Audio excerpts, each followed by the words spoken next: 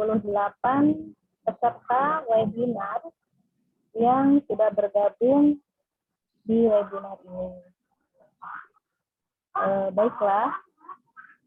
Assalamualaikum warahmatullahi wabarakatuh. Waalaikumsalam warahmatullahi wabarakatuh. Kita buka webinar ini dengan basmalah. Bismillahirrahmanirrahim. Saya ucapkan selamat datang kepada para peserta webinar kajian ilmu, khususnya untuk tema hari ini adalah kajian ilmu ilmiah kesehatan terkait organ ginjal yang akan dibawakan oleh Dr. Nelly Juwaria. Acara ini diselenggarakan oleh PD Salimah Lebak dengan programnya Sabila atau disingkat sebagai Salimah Berbagi Ilmu. Alhamdulillah, bagi peserta yang ingin bergabung bersama grup WhatsApp Sabila untuk mengupdate kajian-kajian selanjutnya yang sangat bermanfaat, bisa klik link nanti saat mengisi absensi, insya Allah. Alhamdulillahirrabbilalamin atas segala nikmat iman, nikmat Islam, dan nikmat sehat yang telah Allah karuniakan kepada kita semua di Ramadan ini, khususnya nikmat menuntut ilmu, insya Allah. Kita semua Allah izinkan menjadi salah satu manusia yang akan dinaikkan derajatnya pagi ini dengan cara menuntut ilmu, insya Allah. Oleh karena itu, kita luruskan niat-niat kita bukan hanya ingin menambah wawasan duniawi, namun juga ingin mengharap ridho Allah Subhanahu wa Ta'ala, insya Allah. Baiklah. Agar webinar ini lebih barokah, kita awali dengan bacaan Al-Quran atau tilawah yang akan dibacakan oleh Ibu Siti Rohimah SPD PAUD. Dipersilahkan Ibu Siti Rohimah untuk membuka unmute-nya.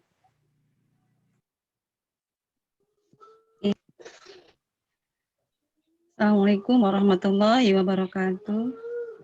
Waalaikumsalam warahmatullahi wabarakatuh. A'udzu billahi minasy syaithanir rajim. Bismillahirrahmanirrahim. Wa aminu bima anzaltu musaddiqan lima ma'akum wa la takunu awwala kafirin bih wa la tashtaru bi ayati thamanan qalila wa iyaya fattaqun. ولا تلبسوا الحق بالباطل وتكتموا الحق وأنتم تعلمون وأقيموا الصلاة وآتوا الزكاة واركعوا مع الراكعين أتأمرون الناس بالبر وتنسون أنفسكم وأنتم تتلون الكتاب أفلا تعقلون واستعينوا بالصبر والصلاة وإنها لكبيرة إلا على الخاشعين الذين يظنون أنهم ملاقو ربهم وأنهم إليه راجعون. Aku berlindung kepada Allah dari godaan syaitan. Matiin kamera nak.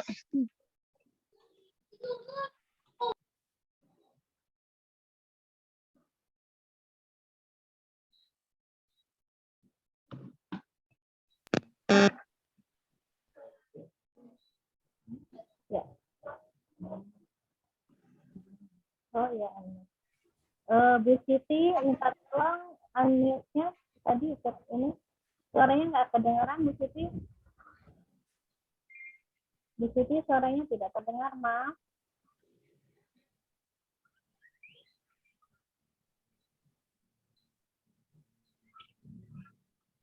Dan berimanlah kepada apa?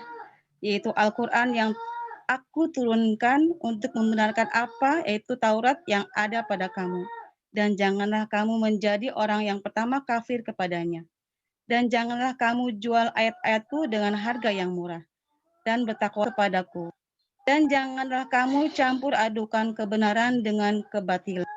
Dan janganlah kamu sembunyikan kebenaran sedang kamu mengetahuinya. Dan laksanakan saat tunaikanlah zakat dan rukunlah bersama orang yang rukun. Mengapa kamu menyuruh orang lain mengerjakan kebajikan kamu melupakan dirimu sendiri? Padahal kamu membaca kitab atau Taurat, tidakkah kamu mengerti? Dan mohon pertolongan kepada Allah dengan sabar dan salat. Dan itu sungguh berat kecuali bagi orang yang khusyuk, yaitu mereka yang yakin bahwa mereka akan menemui Tuhan dan bahwa mereka akan kembali kepadanya. Maha benar Allah dengan segala firman-Nya. Assalamualaikum warahmatullahi wabarakatuh. Waalaikumsalam warahmatullahi wabarakatuh. Jazakallah khair pada Bu Siti Rohimah. Semoga Allah meridai acara webinar kita pagi ini dan mengangkat kita semua derajatnya karena menuntut ilmu, insya Allah. Baik, kita lanjutkan dengan membaca CV biodata dari Dr. Nuli Juwaria.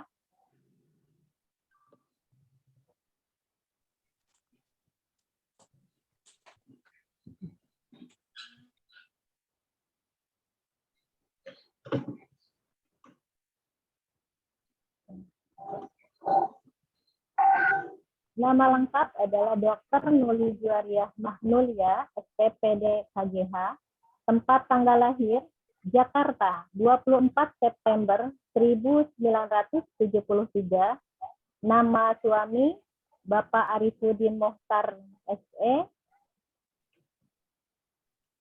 anak 5 orang, 2 laki-laki dan 3 perempuan, subhanallah. Domisili rumah di Perum Permata Medang. Bentar, maaf.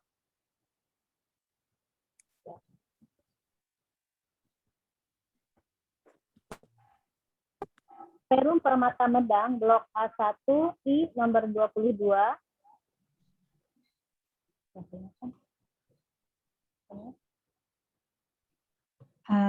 Kabupaten Tangerang, Pagedangan. Kecamatan Pagedangan, Kabupaten Tangerang. Pendidikan terakhir, subspesialis hipertensi ilmu penyakit dalam, FKUI.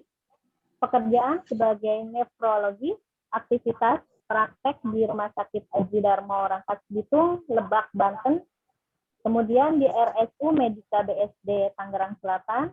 Dan Rumah Sakit Mitra Keluarga Gading, Serpong, Tangerang. Masya Allah, barakallah untuk Dr. Nuli. Semoga ilmu yang akan disampaikannya pagi ini menjadi barokah, bermanfaat banyak, insya Allah. Saya berikan kepada Dr. Nuli sebagai pembicara. Silakan Dok, untuk dimulai materinya. Ya. Terima kasih Ibu-Ibu, apa kabar? Sehat ya? Sehat. Assalamualaikum warahmatullahi wabarakatuh. Waalaikumsalam warahmatullahi wabarakatuh. Alhamdulillahirrabbilalamin. Wassalatu wassalamun ala asrafil anbiya wa mursalin wa ala alihi wa sahbihi ajma'in. Asyhadu an la ilaha illallah wa asyhadu anna Muhammadar Rasulullah la nabiyya ba'da. Allahumma sholli ala Muhammad wa ala ali Muhammad. Alhamdulillah, puji syukur kehadirat Allah yang telah mempertemukan saya kepada ibu-ibu yang dirahmati Allah pada pagi yang berkah ini di bulan Ramadan. Dan juga tak lupa kita panjatkan salam dan salawat kepada Nabi besar Muhammad SAW, para sahabatnya, para pengikutnya, dan orang-orang yang selalu istiqomah dijalani sampai hari kiamat. Ibu-ibu, pada pagi ini izinkan saya untuk sharing, bukan mengajari, tapi berbagi ilmu yang seperti Mbak Wilda bilang ya, berbagi ilmu untuk mengingat kembali nikmat Allah tentang satu organ yang luar biasa ini, yaitu ginjal. Nah, sebelumnya saya izin share dulu ya Ibu-ibu ya. Jadi pesertanya ada bapak-bapak nggak ya? Ibu-ibu semua atau ada bapak-bapaknya juga? Ada kayaknya Ibu. Ada bapak-bapak juga, Dok. Ya. Ada anak muda juga ya, jadi nggak semua ibu-ibu ya kayaknya ya. Baik, ini kelihatan nggak ya? Sebentar. Kelihatan nggak Bu? Ada, kelihatan. Terbesar ya. Nah, kebetulan bulan Maret lalu kita mohon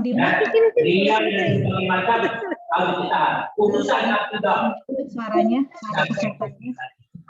Ya, terima kasih. Ada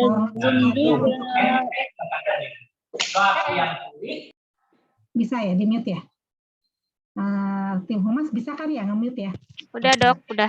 Terima kasih. Para hadirin yang dihormati Allah, yang dirahmati Allah ya. Pada bulan Maret yang lalu, kita di dunia memperingati World Kidney Day. Jadi memperingati Hari Ginjal Sedunia. Nah, kenapa begitu penting? Ya, tema yang kita ambil adalah penyakit ginjal kronik atau disebut dengan CKD, Chronic Kidney Disease. Nah, alhamdulillah ya, saya diberi kesempatan untuk sharing tentang organ ginjal ini yang pas banget dengan bidang saya. Semoga bisa membantu ibu-ibu, bapak-bapak, dan semuanya, dan anggota keluarga yang kita cintai untuk supaya jangan sampai kita terkena penyakit ginjal kronik ini ya. Sehingga kita perlu menjaga ginjal terutama di bulan Ramadan. Nah, intinya pada dasarnya ya ibu-ibu dan semuanya, ini lompat ya sebentar ya. Kenapa lompat sebentar? Kelihatan nggak Bu? Kelihatan ya? Kelihatan, Dok. Nah, jadi pada dasarnya Ramadan itu kan membentuk kita untuk menjadi orang-orang yang bertakwa. Di bulan Ramadan ini kita terutama siam ya. Siam itu selain sahur juga memperbaiki akhlak kita dengan adab yang baik sehingga kita menjadi orang-orang yang takwa. Jadi bukan hanya ibadah sahur tapi juga seluruh rangkaian ibadah dari mulai bangun tidur, sholat tarawih dan seterusnya sampai bangun tidur lagi. Jadi dari bangun tidur ke mau tidur dan seterusnya gitu. Jadi harus sukses nih. Gimana caranya biar ibadah kita tuh khusyuk, sehat, optimal. Nah, salah satunya adalah dengan kita menjaga kesehatan. Nah, sebelumnya saya akan share sedikit tentang ini ya, fungsi ginjal dulu. Sebetulnya yang disebut gitu ya. Nah, jadi sebentar. Nah, kalau kita lihat organ ginjal ya, ini ada dua seperti kacang merah ya, kanan kiri ini yang disebut dengan ginjal kanan kiri. Ginjal ini adalah suatu organ tubuh yang terletak di dekat bagian tengah punggung pada kedua sisi tulang belakang, tepat di bawah tulang rusuk bagian belakang. Nah, jadi adanya di belakang ya, di pinggang gitu. Ada dua. Lalu ureter yang ini, saluran kemihnya nih, ureter adalah bagian dari sistem urinaria yang berbentuk menyerupai saluran pipa atau tabung. Ureter berfungsi untuk mengalirkan urin dari masing-masing ginjal untuk ditampung di kandung kemih. Nah, ini bukan kandung kemihnya, atau bahasa Inggrisnya bladder ya. Uretra adalah saluran yang di bawahnya ini namanya uretra ya. Oke. Uretra adalah saluran yang mengalirkan urin dari kandung kemih untuk kemudian dikeluarkan dari tubuh. Nah, jadi lubangnya itu yang kita suka, mohon maaf ya kalau kita bersihkan itu ada lubang saluran pipis, itu atasnya namanya uretra. Jadi kandung kemih atau adalah kantong tempat bermuaranya urin. Jika kandung kemih sudah penuh terisi urin, maka akan muncul sensasi untuk berkemih. Nah, kadang-kadang kalau kita tunda-tunda jadi kebelet gitu ya rasanya ya. Itu makanya kita harus, kalau kita kasihan sama ginjal, jangan ditahan-tahan pipisnya. Jadi begitu udah ada sensasi untuk buang air kecil, langsung ke kamar mandi untuk dibuang. Paling tidak 2 jam sekali lah kita harus ngecek nih. Oh iya, berarti kayaknya nih belum pipis nih gitu. Kalau hari biasa ya, kalau hari biasa. Tapi kalau Ramadan kayaknya mungkin agak-agak ini ya, kadang-kadang agak jarang ya. Nah, ini adalah nefron. Nefron itu adalah satu unit fungsi atau satu fungsional ginjal. Jadi kalau kita bedah ya Bu ya, ini ada di dalamnya ini ada yang namanya korteks di luar, lalu di dalamnya ada namanya medula. Nah kalau kita ambil satu unitnya ini, itu namanya satu kesatuan nefron. Isinya tuh banyak sekali, ada 1 juta. Nah tapi sayangnya si nefron ini nggak bisa beregenerasi. Jadi kalau sudah rusak ya sudah, tidak akan tumbuh yang baru gitu. Nah, beda sama sel hati, karena kalau sel hati ada yang rusak, dia bisa diperbaiki, tumbuh lagi gitu ya. Tapi kalau sel ginjal itu tidak bisa beregenerasi, sehingga kalau sudah hilang ya hilang, tidak akan balik lagi. Jadi kita harus benar-benar menjaga jangan sampai dia hilang yang banyak gitu. Jadi fungsi ginjal ini adalah ada banyak ya. Pertama, membuang, sebentar, ini kenapa suka lompat-lompat ya? Mungkin jaringannya kali ya. Suka lompat-lompat, mohon maaf ya. Ini udah kelihatan ya? Oke, kita lanjutkan. Kelihatan, Dok. Ginjal itu adalah pertama, membuang sisa metabolisme tubuh. Nah, misalnya apa? Misalnya urium, kreatinin. Jadi kalau protein yang kita makan, itu sisa-sisanya itu adalah ureum, kreatinin, asam urat, fosfor ya. Ada juga elektrolit, itu dibuang lewat urin. Lalu membuang obat dari dalam tubuh. Nah, misalnya kita makan obat nih, sebagian besar itu sisa-sisanya itu lewat ginjal, ada sebagian kecil lewat otak. Lalu menjaga keseimbangan cairan, elektrolit, asam basa, sehingga tubuh kita menjadi seimbang dengan bantuan ginjal ini. Makanya ini gambar ginjalnya superhero ya Bu. Ya, jadi benar-benar sangat bermanfaat sekali ginjal kita. Lalu mengatur tekanan darah. Jadi kalau tekanan darah tinggi, nanti di ginjal disesuaikan, mengeluarkan hormon supaya nanti tekanan darahnya akan turun lagi gitu. Lalu memproduksi vitamin D untuk menjaga kesehatan tulang. Nah, jadi vitamin D itu yang kita dapatkan dari sinar matahari itu masih bentuknya belum jadi tuh, mesti diolah lagi. Nah, si ginjal inilah memproduksi vitamin D yang akhirnya bisa dipakai untuk kesehatan tubuh kita, salah satunya tulang. Lalu yang terakhir membantu produksi sel darah merah, karena dia mempunyai hormon namanya eritropoietin. Oke, selanjutnya ini ada beberapa penyakit ginjal yang banyak sekali sebetulnya ya. Penyakit ginjal itu banyak, tapi mungkin saya hanya fokus di penyakit ginjal kronik. Kalau kita lihat di sini ya, ada penyakit ginjal polikistik, ada ureternya ganda, maksudnya ada yang keduaan gitu, ureternya harusnya 1 jadi 2. Lalu ada infeksi, Ibu pernah dengar ya, infeksi saluran kencing, sistitis, tuberkulosis ginjal gitu ya. Lalu ada batu ginjal, batunya dibuli atau tadi kandung kemih. Kemudian ada tumor, ada penyakit autoimun, imunologi ya, seperti radang ginjal, namanya glomerulonefritis, atau sindrom nefrotik. Lalu ada penyakit lain yang terkait penyakit penyakit yang sifatnya kronik atau penyakit degeneratif, misalnya diabetes, hipertensi, dan seterusnya yang berdampak kepada penyakit ginjal. Nah, kalau kita lihat, salah satu yang paling banyak di Indonesia adalah namanya penyakit ginjal kronik.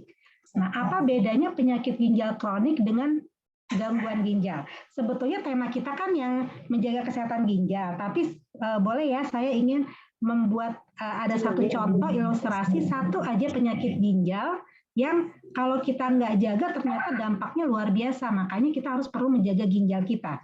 Karena kalau ada contohnya mungkin kita akan termotivasi untuk menjaga kesehatan ginjal. Nah, salah satu yang akan saya angkat adalah penyakit ginjal kronik dari sekian macam penyakit ginjal. Bedanya penyakit ginjal kronik dengan penyakit ginjal akut, nah ini akan dijelaskan. Kalau akut, itu penurunan fungsi ginjalnya mendadak. Jadi tiba-tiba nih pasiennya ya, nggak ada sakit apa-apa dulunya, tapi tiba-tiba dia, mohon maaf, digigit tikus. Ya, misalnya beliau adalah seorang lagi bertugas di bangunan, atau ada kontrol ke tukang gitu ya, kemudian dia digigit tikus karena mungkin bangunannya bangunan lama. Nah, kemudian tikus itu mengeluarkan racun, kemudian timbullah penyakit leptospirosis. Akibatnya ada infeksi yang mengenai tubuhnya dan mengganggu fungsi ginjal, sehingga fungsi ginjalnya menurun, racun-racunnya naik, ya ototnya sakit, akibatnya fungsi ginjalnya turun, namanya penyakit leptospirosis yang berdampak pada penyakit ginjal. Nah, makanya disebut dengan gangguan ginjal akut. Nah, itu contohnya yang baru terjadi mendadak. Biasanya antara di bawah 7 hari lah ya. Nah, tapi kalau berkelanjutan sampai di bawah 3 bulan, itu namanya penyakit akut kidney disease ya. Jadi sudah penyakit akut tapi belum sampai 3 bulan. Nah, itu yang namanya akut. Kalau kronik, dia penyakitnya menetap sudah lebih dari 3 bulan ke atas. Nah, itu bedanya yang akut dengan kronik. Jadi penyakit ginjal kronik, di sini definisinya ya, yaitu adanya kerusakan struktur ginjal yang terjadi selama 3 bulan atau lebih. Ya, memang awal-awalnya nggak bergejala nih, tapi lama-lama kalau sudah meningkat, penurunannya udah makin turun, baru terjadi gejala. Nah, ini definisinya lebih lengkap lagi ya. Penurunan yang namanya penyakit ginjal kronik, penurunan fungsi ginjal atau adanya kerusakan struktur ginjal yang progresif. Jadi lama-lama makin turun yang berlangsung lebih dari 3 bulan. Kriterianya apa sih yang namanya kita sebut kerusakan ginjal itu? Ya, boleh 1 atau lebih. Misalnya pertama ada protein atau albumin di dalam pipisnya, dalam urinnya. Kan harusnya normal dia tidak ada. Ya, sedikit sekali harusnya bahkan tidak ada, negatif. Nah, tapi kok ada terdeteksi dari hasil urin lengkapnya, proteinnya misalnya positif 1, atau albuminnya positif 1, ada yang positif 2, positif 3. Nah, artinya terdeteksi proteinnya dalam buang air kecilnya. Lalu kemudian ada kelainan sedimen urin, misalnya kristal atau apa gitu ya, endapan-endapan ya. Lalu ada gangguan elektrolit, misalnya ada gangguan tubulus atau bagian dari ginjal ya, dan seterusnya. Lalu ada yang kita sebut dengan penurunan laju filtrasi glomerulus ya, atau disingkat dengan LFG. Nah, ini ada hitung-hitungannya. Biasanya dihitung berdasarkan nilai kreatinin, laki atau perempuan, kemudian dari ras apa. Kalau orang Indonesia kan ras Asia ya, bukan Afrika ya, jadi non Afrika. Nah, setelah dihitung ternyata ada tuh dihitung ternyata sekian gitu.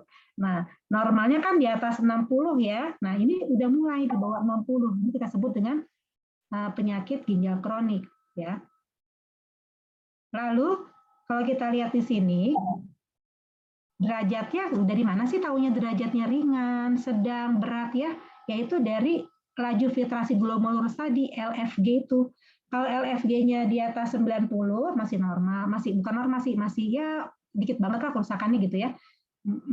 Nggak terlalu ini gitu, nggak terlalu masih oke gitu ya. Tapi kalau sudah 60 sampai 89 turun ringan. Nah, yang sedang ini nih yang jadi perhatian kita nih, sedang dan berat. Juga gagal ginjal. Jadi dari 3, 4, 5 ini yang butuh perhatian. Kalau sudah sedang yaitu antara 30 sampai 59, kalau yang kerusakan berat itu 15 sampai 29, kalau yang gagal ginjal itu di bawah 15. Kurang lebih begitu ya. Kalau udah di bawah 15 itu harus ada yang namanya terapi pengganti ginjal. Nah, ini kira-kira kalau kita hitung ya persentasenya nih. Jadi LFG gampangnya tuh persentasinya lah kira-kira. Misalnya ini nih ya, yang derajat 1 atau stadium 1 itu masih di atas 90, berarti 90%-nya masih bekerja dengan baik kurang lebih ya. Lalu kalau yang stadium 2-nya 60 sampai 89. Nah, yang 3 ini dibagi 2 lagi, ada 3A, ada 3B. Kalau 3 itu masih oke nih, 45 sampai 59. Tapi kalau 3B, nah kita harus hati-hati, yaitu antara 30 sampai 44, sedangkan yang stadium 4 antara 15 sampai 29, sedangkan yang 5 yaitu di bawah 15%. Nah, kalau sudah di bawah 15%, nanti ada penanganan khususnya ya. Ini kira-kira Bu gambaran organnya nih kalau kita lihat nih ya, gambaran ginjalnya masih utuh, masih bagus ya. Kalau udah stadium 4 udah mulai agak-agak keriput, 3 udah mulai keriput, ini makin keriput lagi nih, makin mengecil lagi. Ya, ini kira-kira gambaran ginjal kita. kira-kira berapa persen kejadian PGK di Indonesia ya? Nah ini dari perhitungan Perhimpunan Nefrologi atau Perhimpunan Ginjal Indonesia tahun 2006 saja itu sudah 12,5%. Bayangkan Bu, itu kalau dihitung itu udah bisa bikin apa ya? Organisasi besar ya itu ya 12,5% ini ya, tinggi sekali ya Bu ya. Sedangkan yang Riskerdas itu 3,8 per mil, jadi banyak banget hitung-hitungannya tuh 1 dari 10 orang di dunia terkena penyakit ginjal kronik ya. Apa saja penyebab yang menyebabkan penyakit ginjal kronik ini ya? Nah, yang pertama, yang paling banyak itu adalah hipertensi, lalu diabetes, obat-obatan nih, mohon maaf ya, obat-obatan yang tidak terpantau, beli obat warung sendiri misalnya ya, itu juga bisa berdampak kepada penyakit ginjal kronik. Lalu ada peradangan, ada kista-kista, tumor, batu, infeksi, dan sebagainya. Ini kira-kira penyebab dari penyakit ginjal kronik. Kenapa ini menjadi bahaya atau menjadi beban negara, masyarakat, dan seterusnya? Karena sampai saat ini penyakit ginjal tidak dapat disembuhkan. Kok tidak disembuhkan sih? Maksudnya begini, setiap kalau udah kena nih penyakit ginjal kronik, misalnya stadium 4. Nah, kalau tidak diobati atau tidak dikendalikan, dia akan dari 2 ke 3, ke 4, ke 5, sampai gagal ginjal. Nah, cuma bedanya tiap orang berbeda-beda prosesnya. Ada yang cepat, ada yang bertahun-tahun, ada yang berpuluh tahun gitu ya. Ada yang cepat banget dari stadium 3 bisa 6 bulan bisa ke stadium 5 gitu. Jadi ini benar-benar harus benar-benar diperhatikan sekali supaya jangan berkelanjutan ya. Memerlukan pengobatan seumur hidup. Jadi harus rajin kontrol ke dokternya, diawasi lagi nilai-nilai penanda fungsi ginjal dan seterusnya ya.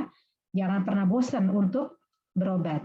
Yang ketiga, ini kenapa penting? Karena dia menyebabkan berbagai komplikasi, terutama jantung, ya kan, dan pembuluh otak, kardiovaskular, bahkan kecacatan juga kematian.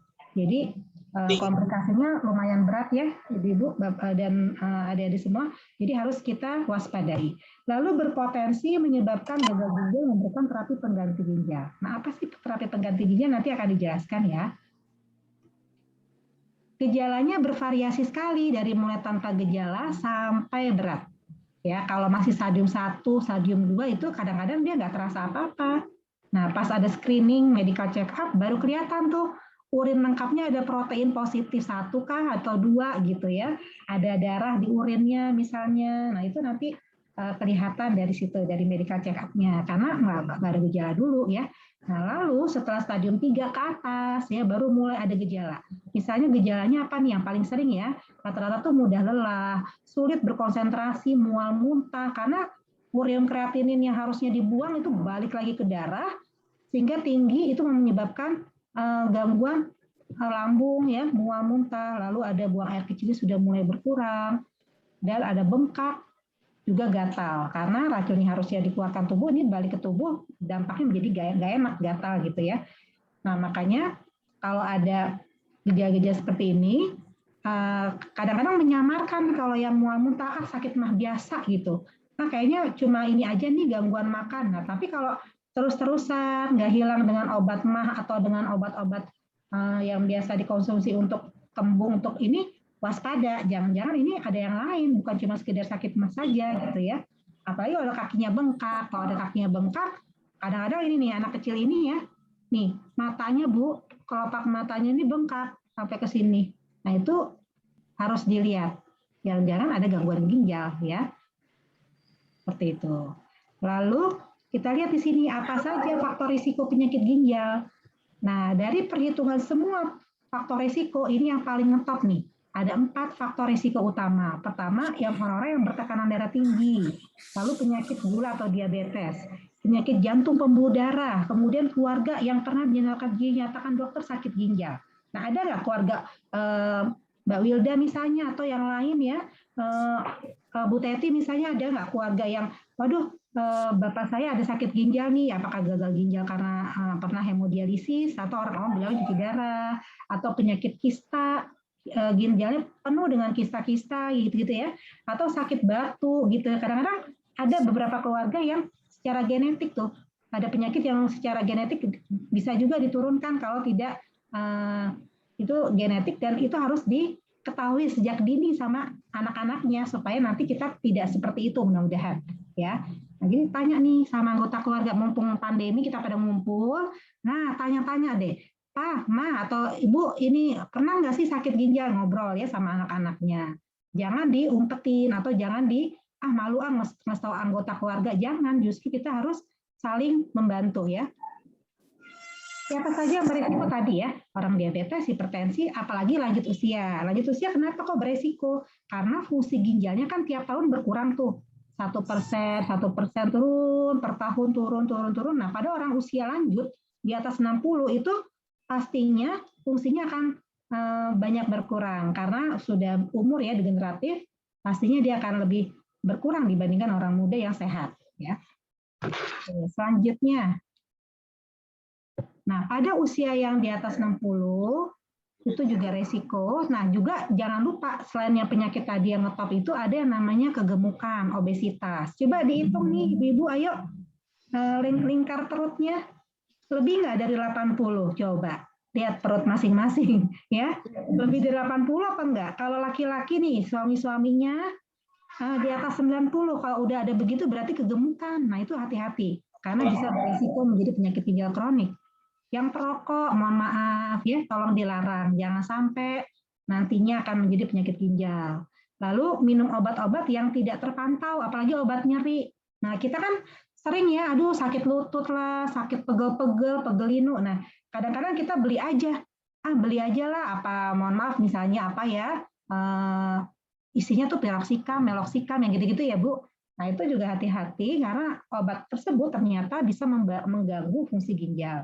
Kalau diminumnya tidak dikontrol, kalau cuma sebentar aja, jarang-jarang mungkin enggak, tapi kalau terus tergantung terus itu bisa menyebabkan penyakit ginjal kronik. Lalu ada infeksi saluran kemih yang berlangsung lama, kok nggak sembuh-sembuh ya infeksi saluran kencingnya. Nah itu juga nantinya bikin peradangan ya. Sakit lupus, Ibu pernah dengar sakit lupus atau SLE itu juga bisa ya. Ada batu ginjal, itu lama-lama bisa menyebabkan penyakit ginjal kronik. Nah jika sudah gagal ginjal, kita akan membutuhkan terapi yang namanya terapi pengganti ginjal. Jadi karena fungsi ginjalnya tidak berfungsi dengan baik, harus ada yang backup, membantu. Jangan sampai walaupun nggak ada ginjalnya atau tidak bisa optimal, tetap kehidupan harus berjalan gitu. Metabolisme harus bekerja dengan baik. Jadi ada yang namanya terapi pengganti ginjal. Nah ini uniknya ginjal itu, dia ada terapi pengganti. Kalau jantung nggak ada, kalau jantungnya udah sakit, ya udah susah, nggak ada terapi pengganti jantung. Ya, kalau penyakit organ lain juga sama. Nah, alhamdulillahnya ya ditemukanlah terapi pengganti ginjal oleh penemu-penemu saintis ya yang luar biasa yang kita pakai ilmunya sampai sekarang ya. Nah, apa saja terapi pengganti ginjal? Baru ada 3 di Indonesia ya, yaitu pertama dan juga di dunia yaitu hemodialisis atau orang bilangnya cuci darah ya. Jadi diharapkan dari pertemuan ini ya Salimah ini tidak ada yang takut lagi dengan hemodialisis atau cuci darah ya, karena kita sudah mendapatkan informasi yang jelas, yang tepat ya. Karena yang banyak di kalangan masyarakat kita, aduh kalau udah dibilang harus hemodialisis langsung kesannya vonis mati ibu-ibu ya, vonis mati kayaknya udah kiamat gitu ya. Saya juga merasakan, pastinya merasakan juga sih awalnya tuh pasti sedih ya, kalau ada anggota keluarga yang datang udah tinggi, mulai kreatinin, urium, fungsi ginjal udah turun sekali. Kemudian kita bilang, mohon maaf Ibu, Bapak, punten, ini harus dihemodialisis, harus cuci darah. Hah, apa dong cuci darah?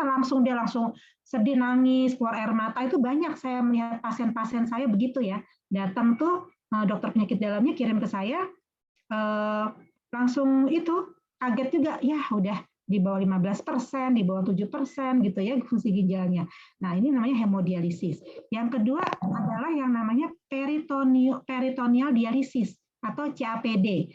Nah, apa itu CAPD nanti akan dijelaskan. Yang ketiga adalah cangkok ginjal atau transplantasi ginjal. Nah, inilah hemodialisis. Kalau kita lihat ya, ini ada mesin hemodialisis, dia ada tabungnya, namanya dialiser ya. Tabungnya inilah yang kita anggap ginjal buatan. ya, berisi fiber-fiber ya, satu-satu gitu, bagus deh. Jadi dia menyaring, oh ini yang bersih, ini yang kotor, di difusi dalam bentuk difusi. Nanti yang bagus diambil ke darah lagi, dibalikin lagi ke darah tubuh pasien ini, sedangkan yang kotornya dibuang gitu lewat kotorannya ya. Jadi sudah ada proses itu, dibantu ginjalnya. Nah, hemodialisis ini, lihat deh, kan nggak sedih bapaknya kan? Nah, jadi bisa ketawa-ketawa sambil dada-dada. Jadi bukan suatu yang membahayakan lah gitu ya. Jadi hemodialisis ini membantu supaya pasiennya di backup fungsi ginjalnya gitu ya. Kenapa hemodialisis itu kalau bisa dicegah sih idealnya? Karena mahal ya. Bayangkan sekali cuci darah itu kurang lebih 1 juta. So kalau beli kerupuk berapa itu ya nggak? Kalau beli bakso berapa piring gitu ya? Masya Allah gitu. Ini 1 juta per kali HD. Sedangkan HD atau hemodialisis atau cuci darah itu dilakukan 2 kali per minggu. Berarti 8 kali dalam sebulan 8 juta.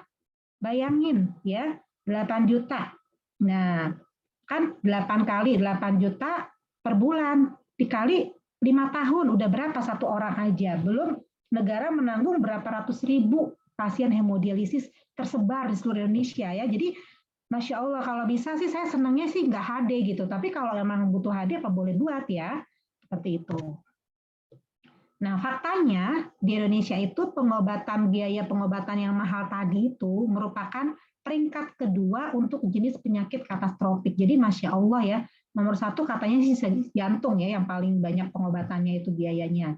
Nah jadi kita itu ginjal menyedot biaya yang besar. Jadi kalau misalnya Salimah punya program ya untuk deteksi dini penyakit ginjal kronik, yuk nanti kita diskusikan gitu supaya masyarakat aware, peduli. Oh saya hipertensi nih, harus diatasi hipertensinya. Saya diabetes, saya penyakit batu, asam urat. Nah supaya gimana nggak jadi gagal ginjal, nanti bisa program Salimah untuk membantu masyarakat supaya paham ya untuk masalah ginjal ini gitu ya. Nah, bayangkan tahun 2019 itu prosedur hemodialisis saja, belum yang lain-lain nih, belum transplant, belum peritoneal dialisis itu menghabiskan biaya 4,8 triliun per tahun ya. Aduh banyak amat ya Bu ya. Nah, ini kira-kira jumlah pasien hemodialisis nih berdasarkan data kita. Nah, sekarang tahun 2000 berapa nih? 2018 ya sudah meningkat menjadi 132.000. Itu baru pasien aktif, belum pasien barunya. Nah, jadi banyak ya yang harus ditanggung ya oleh pemerintah. Sedangkan penyebab gagal ginjal yang ada di Indonesia itu ya, itu kira-kira yang paling banyak adalah hipertensi. Nah, jadi ibu-ibu di sini hipertensi banyak nggak sih? Kalau di Lebak, kalau saya lihat tuh banyak banget ya. Saya lihat 1 dari 3 orang tuh hipertensi. Nah, jadi kalau rata-rata ya, kira-kira berapa persen tuh? 30%, 28-30% penduduk Indonesia itu terkena hipertensi. Jadi kebayang nggak Bu? Nantinya mereka kalau nggak dikontrol bisa menjadi penyakit ginjal kronik yang stadium akhir. Nah sekarang gimana caranya kita memberitahukan ke pasien kalau untuk memulai HD atau hemodialisis harus pasang selang dulu. Jadi nggak bisa, ini mesin, terus gimana cara mentransfer darah kita untuk disaring, balik lagi ke mesin lagi, balik lagi, itu harus ada menghantar penghubung namanya selang. Kita sebut dengan CDL ya. Nah, ini kita lihat ya. Ini ada selang di sini ya. Kemudian nanti dipasang oleh dokter ya. Baik itu bisa dokter anestesi, dokter bedah ya, dokter bedah vaskuler atau bedah torak misalnya yang ditunjuk ya. Jadi nanti akan masuk nih. Nah, pasiennya terentang, dikasih obat suntik yang obat bius yang supaya tidak sakit, dimasukkan selangnya di vena ini nih, vena jugularis interna kanan ya, vena leher. Lalu ada juga yang di pundak, lewat pundak atau klavikula ya. Lalu ada juga yang ditanam sifatnya supaya supaya jangka panjang tanam aja bisa ya. Nah, ini penting kita beritahukan kepada pasien, kadang-kadang suka ketakutan gitu. Aduh, apa itu dicoblos-coblos gitu, ngeri banget lihatnya. Sebetulnya nggak usah khawatir karena insya Allah dokternya kan berpengalaman, udah banyak pengalaman ya memasang ya, dan itu insya Allah memang prosedur yang harus ditempuh untuk memulai hemodialisis. Nah, kenapa pemudaraannya yang bagus tuh di leher? Karena dia dekat dengan peredaran jantung. pembuluh darah besar. Bisa juga sebetulnya di paha ya. Tapi di paha itu kan dekat dengan pembuangan ya, dengan buang air kecil, buang air besar. Jadi alangkah baiknya di leher kanan atau kiri gitu. Itu yang dekat dengan atrium atau jantung kita. Nah, ini kira-kira selangnya dimasukkan, lalu kita ronsen, apakah sudah masuk ke atrium kanannya? Kalau masuk berarti udah bagus ya. Ini contoh untuk memulai hemodialisis. Nah, bisa juga misalnya pasiennya belum mau hemodialisis ya, tapi sudah stadium 5, sudah 15% fungsinya. Nah, berarti kita harus mempersiapkan akses atau jalurnya supaya nanti kalau sudah memulai hemodialisis sudah ada jalurnya yang namanya AV fistula. Ya, kalau misalnya di bawah namanya seminal. Jadi nanti pembuluh darah vena dan arterinya ini ya Bu ya, itu dihubungkan sehingga menjadi saluran baru. Ya, ini prosesnya 1 jam lah kurang lebih ya oleh dokter bedah kita. Nanti tunggu matangnya 3 bulan. Nah, kalau sudah 3 bulan, 4 bulan bisa dipakai, selang yang tadi bisa dicopot atau tinggal ditanggalkan, dilepas, ganti sama yang ini ya. Nah, kira-kira begitu ya Bu untuk yang namanya pembuatan AV fistula atau pembentukan pembuluh darah baru ya. Ini contoh ilustrasinya. Ya nanti akan menjadi seperti ini ya pembuluh darahnya kalau dilihat dari kulit. Nah, itu kira-kira hemodialisis. Biasanya kita lakukan 2 kali per minggu, rutin terus-terusan ya. Nah, kemudian yang berikutnya adalah ini, peritoneal dialisis. Nah, jadi misalnya ada pasien nih ya, pasien ibu cantik ini. Nah, di rumahnya ada tiang ini nih. Lalu dimasukkan kantong air bersih, dimasukkan lewat selang. Nah, masuknya ke perut, Bu. Jadi ada selang namanya Tenkov. Jadi selangnya itu permanen, dimasukkan ke tubuhnya lewat operasi, lalu nanti keluar kira-kira 10 cm ya, lebih ya. Ini untuk penghubung. Nah, ini bisa dilakukan 2 kali sehari, 3 kali sehari, atau 4 kali. Kalau yang berat bisa 4 kali ya. Pergantian masukin air bersih lewat, nah ini nanti ada gambarnya, lewat pembuluh darah lewat selang di perut kita. Nanti kira-kira 6 jam sampai 8 jam kemudian dia akan kita keluarkan nih. Nah, jadi Ibu lihat nggak ilustrasinya? Masukin kantong bersih, air di sini 2 liter, masuk ke dalam perut kita. Nah, yang pembuluh darah di dinding ini nih, perut kita ini yang menjadi pengganti ginjal. Jadi Allah kasih cara lain ya. Pembuluh darah di sini ini berfungsi sebagai ginjalnya yang bisa menyaring. Nah, dengan cairan tertentu terjadi perbedaan konsentrasi, lalu 6 jam kemudian kah, atau 8 jam kemudian kah, atau 12 jam kemudian kah, nanti dokternya menentukan, kita buka selang yang ini, sehingga ini seperti urin nih, yang ini kantong bawahannya ini untuk pembuangan. Nah, lalu kita sambil ngebuang, sambil masukin yang baru lagi. Nanti 12 jam lagi, sambil masukin yang baru lagi, sambil buang lagi, terus continue. Nah, itu bisa dilakukan di rumah sendiri atau di kantor, orang kantoran atau guru bisa juga. Jadi banyak nih eksekutif muda, Kak, hakim, dokter juga ada, yang pasien kami yang dokter juga ada, yang apalagi ya, mahasiswa banyak ya yang suka dengan cara ini. Jadi dia nggak mau pakai cara, saya nggak mau pakai hemodialisis, maunya ini aja, boleh, sok, nggak apa-apa. Nah, jadi boleh kita ganti yang ini, ya namanya CAPD. Nah, kalau di luar negeri udah canggih, ya, ada mesin khusus seperti ini, tapi cara CAPD-nya lewat mesin. Jadi dia tidur malam itu, kira-kira tidur kan 8 jam ya, udah sekalian tuh proses CAPD-nya pada saat tidur. Jadi pagi-pagi bangun udah keluar dari kantong urin dari perutnya. Nah, itu tapi di Indonesia belum ya, karena mahal, Bu, belum sanggup kita untuk melakukan CAPD yang mesin ini. Oke, jadi CAPD itu singkatan dari Continuous Ambulatory Peritoneal Dialysis, menggunakan membran di dalam rongga perut sebagai pengganti fungsi ginjal. Nah, kira-kira itu ya untuk yang CAPD. Ya, nah CAPD ini sebetulnya nanti bisa ngobrol-ngobrol lagi ya. Itu penting untuk pasien yang misalnya sakit jantung yang udah berat. Nah, saya sarankan CAPD ya, bukan HD. Lalu yang berikutnya, yang ketiga adalah transplantasi ginjal. Nah, transplantasi ginjal itu Ibu tidak perlu ngangkat ginjal yang rusak atau bukan rusak, yang tidak berfungsi, tapi cukup memasukkan ginjal baru atau donor ke dalam ini, kira-kira di pahanya ya, di dalam paha. Nah, ukuran paha atas sambil memasukkan ini juga nih, ureternya. Jadi ada ureternya, ada pembuluh darahnya, dicangkokkan atau dimasukkan, disambungkan ke situ. Jadi tidak usah ngambil yang tidak berfungsinya gitu ya. Oke, ini transplant. Nah, transplantasi itu biayanya sekarang bisa ditanggung BPJS Bu di RSCM ya. Tapi untuk yang dewasa itu cukup antri cukup banyak, sedangkan yang anak itu karena nggak terlalu banyak itu bisa cepat tuh. Kalau anak di bawah 18 tahun tuh anak kalau di RSCM ya Bu. Ya sudah. Ini. Jadi mohon maaf Ibu ya dan Bapak di sini jangan tergiur dengan ini. Wah kalau misalnya makan obat ini, obat itu, obat ini nggak akan cuci darah lagi, nggak akan ada bebas dari tindakan cuci darah. Itu jangan ya, jangan percaya begitu saja. Lihat dulu komposisinya, lihat dulu apa sih bahannya ya. Yang saat ini dapat menyembuhkan tanda kutip yang bisa menggantikan fungsinya seperti semula itu hanya transplantasi ginjal ya, bukan obat-obatan lain.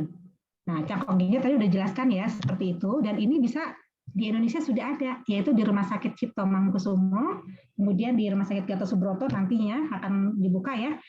Di Bandung ada Hasan Sadikin, besar pendidikan di seluruh provinsi itu insya Allah ada ya.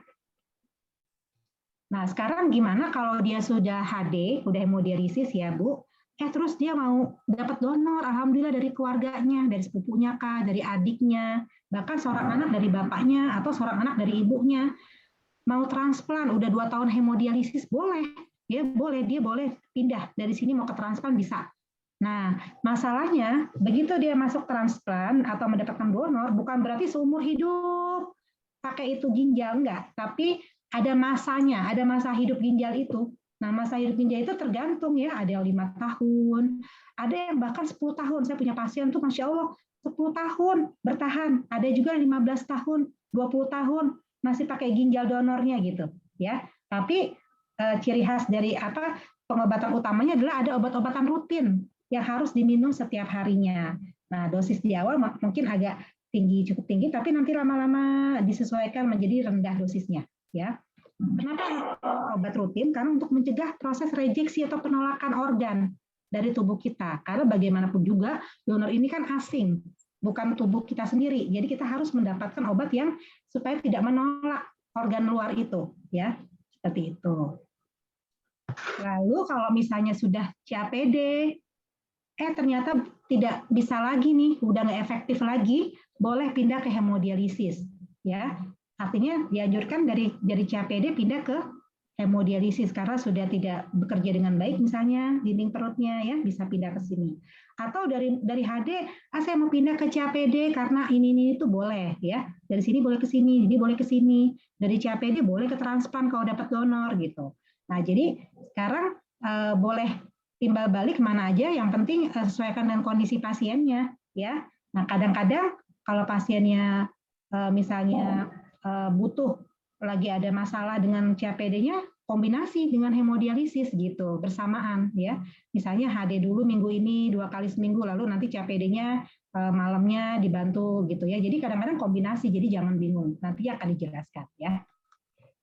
Nah, sekarang bagaimana ya caranya supaya kita mencegah jangan sampai terjadi penyakit ginjal tadi. Nah, ini ada yang namanya gambar dari mulai dia tidak sakit sampai wafat nih ceritanya.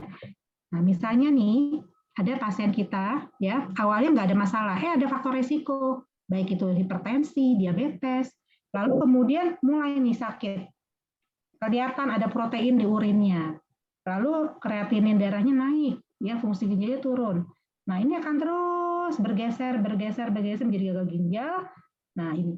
Dan jangan lupa ketika beresiko tuh sudah ada komplikasinya mungkin ya, awal sakit sudah komplikasi dan seterusnya. Nah, kemudian bagaimana cara mencegah? Nah di sini ada yang namanya 6 langkah pencegahan penyakit ginjal kronik. Pertama, kenalilah fungsi ginjal, ya keseimbangan hormon. Yang tadi kita sudah belajar ya di Salima ini untuk mengenal fungsi ginjal. Lalu perhatikan faktor resiko kita nih. Kita ada faktor apa ya? Oh, saya ada darah tinggi kah, atau kegemukan, atau apa gitu. Nah, lalu kenali gejalanya. Misalnya ada bengkak, gangguan kencing, dan sebagainya. Ya, oke. Nah, lalu Pemeriksaan tekanan darah jangan lupa. Tekanan darah, albumin, kreatinin. Kalau sudah ada penyakit ginjal kronik, sebaiknya dirutinkan. Apakah cukup 3 bulan sekali, 11 kali, itu tergantung dokternya. Selalu menjaga kesehatan, gaya hidup sehat, dan informasi yang benar ya. Jangan, mohon maaf, jangan informasi dari yang bukan ahlinya, khawatirnya nanti salah interpretasi ya, salah paham. Nah, sekarang gimana caranya mencegah primer nih dari diabetes atau hipertensi? Jadi gini, kalau ibu masih sehat nih atau pre-diabetes, gimana caranya jangan sampai kena diabetes? Ibu-ibu yang tadinya tensinya sekarang lagi normal ya, jangan sampai usia 40, 45 jadi hipertensi. Nah, itu namanya pencegahan primer. Nah, itulah tugas kita bersama. Nggak mungkin dokternya turun semua, nggak mungkin, karena kita udah kewalahan dengan pasien. Jadi harus dibantu oleh lembaga masyarakat atau dengan semua terlibat ya, baik itu Pemda maupun organisasi gitu ya. Nah, berikutnya yang sekunder. Kalau dia sudah kena diabetes, sudah terhipertensi, jangan sampai terkena penyakit ginjal kronik. Nah, itu gimana caranya? Nah, jadi itu namanya pencegahan sekunder. Lalu ada 8 jalan emas pencegahan nih. Nah, pertama, jaga tetap fit, aktif ya. Jangan magar, malas gerak gitu ya. Jangan sampai aduh, malas gitu-gitu. Ya harus gerak sana gerak sini, aktif ya. Nah, kemudian kendalikan gula darah kita. Nah, ini yang namanya ada HbA1c. Nanti bisa ditanya, itu adalah ikatan hemoglobin dengan gula, yaitu kalau bisa di bawah 7%. Kendalikan tekanan darah kita, kalau bisa di bawah 140/90. Ya, yang paling bagus 130/80 lah kira-kira. Nah, makan sehat, jaga berat badan, kolesterol juga harus dijaga, asam urat, minum yang cukup tapi jangan berlebihan. Jangan merokok, jangan pakai obat bebas sembarangan, tanpa indikasi yang jelas, periksa fungsi ginjal kita. Ya, misalnya paling mudah adalah albumin dalam urin, ya, dan juga faktor risiko lain. Nah, ini tadi sudah dikatakan ya, hipertensi targetnya di bawah 140/90, adalah di bawah 7% atau 6,5%.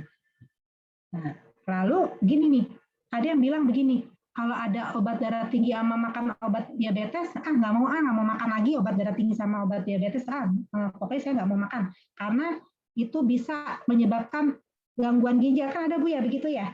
Kalau nggak salah ya, banyak di masyarakat yang kalau saya makan obat darah tinggi, nanti saya kena sakit ginjal. Nah, karena kan obat-obatan itu berdampak pada ginjal kan gitu ya. Tadi ada yang saya Nah, ternyata ibu-ibu salah ya. Ini harusnya bukan demikian.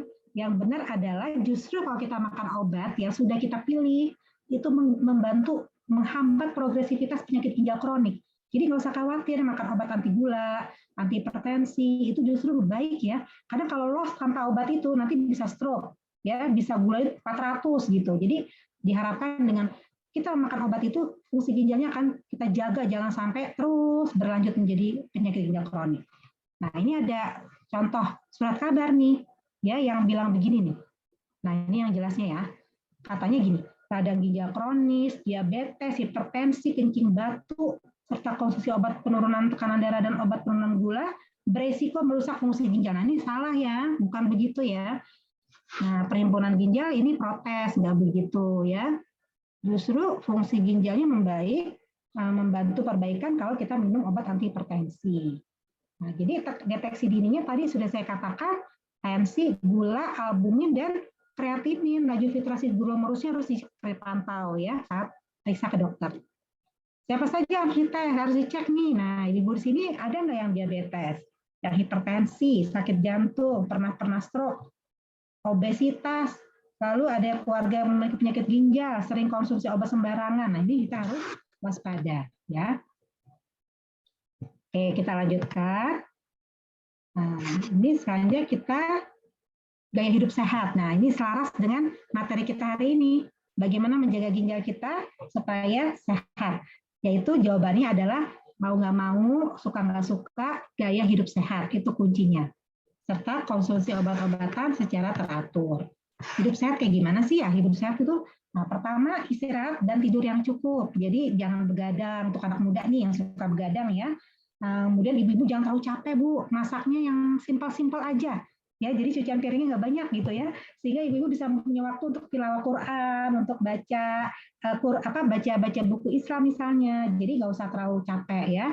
dibantu sama bapak-bapaknya, sama anak-anaknya ya, supaya ibu bisa cukup istirahat dan tidur yang cukup. Lalu minum juga jangan berlebihan ya, cukup 8 sampai 10 gelas saja ya.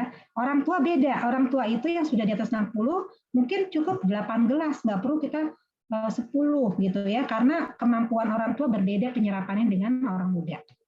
Nah, kemudian selalu berpikir positif, jangan stres. Aduh, lagi pandemi nih, kayaknya ketakutan. Kalau saya ada kena gimana? Itu banyak loh pasien saya begitu, Bu ya. Nah, kita harus berpikir positif. Memang kita harus waspada, tapi kita jangan terlalu takut. Ya, berpikir selalu happy, ya, enjoy gitu. Jangan terlalu dipikirin ya, itu kuncinya. Serahkan kepada Yang Maha Kuasa, pada Allah ya. Lalu diet seimbang. Nanti akan saya ceritakan diet seimbang. Jangan konsumsi obat sembarangan. Medical check up kalau usia di atas 40. Siapa di sini yang usia di atas 40?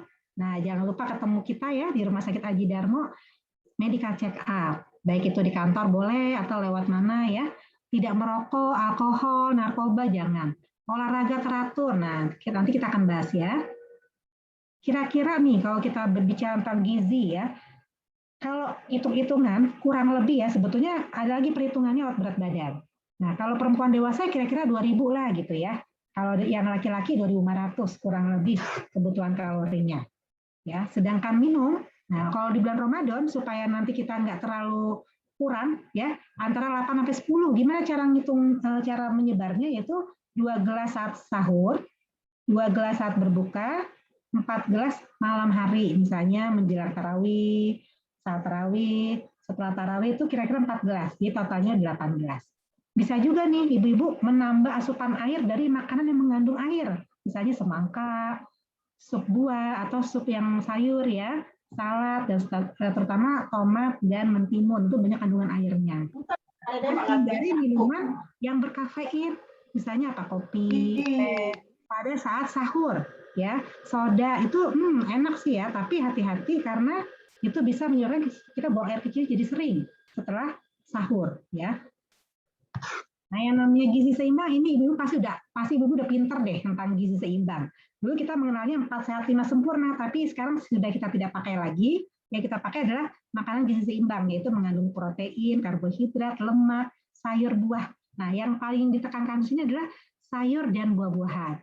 Jadi yang namanya kesehatan ginjal itu nggak lepas dari antioksidan ini, sayur buah.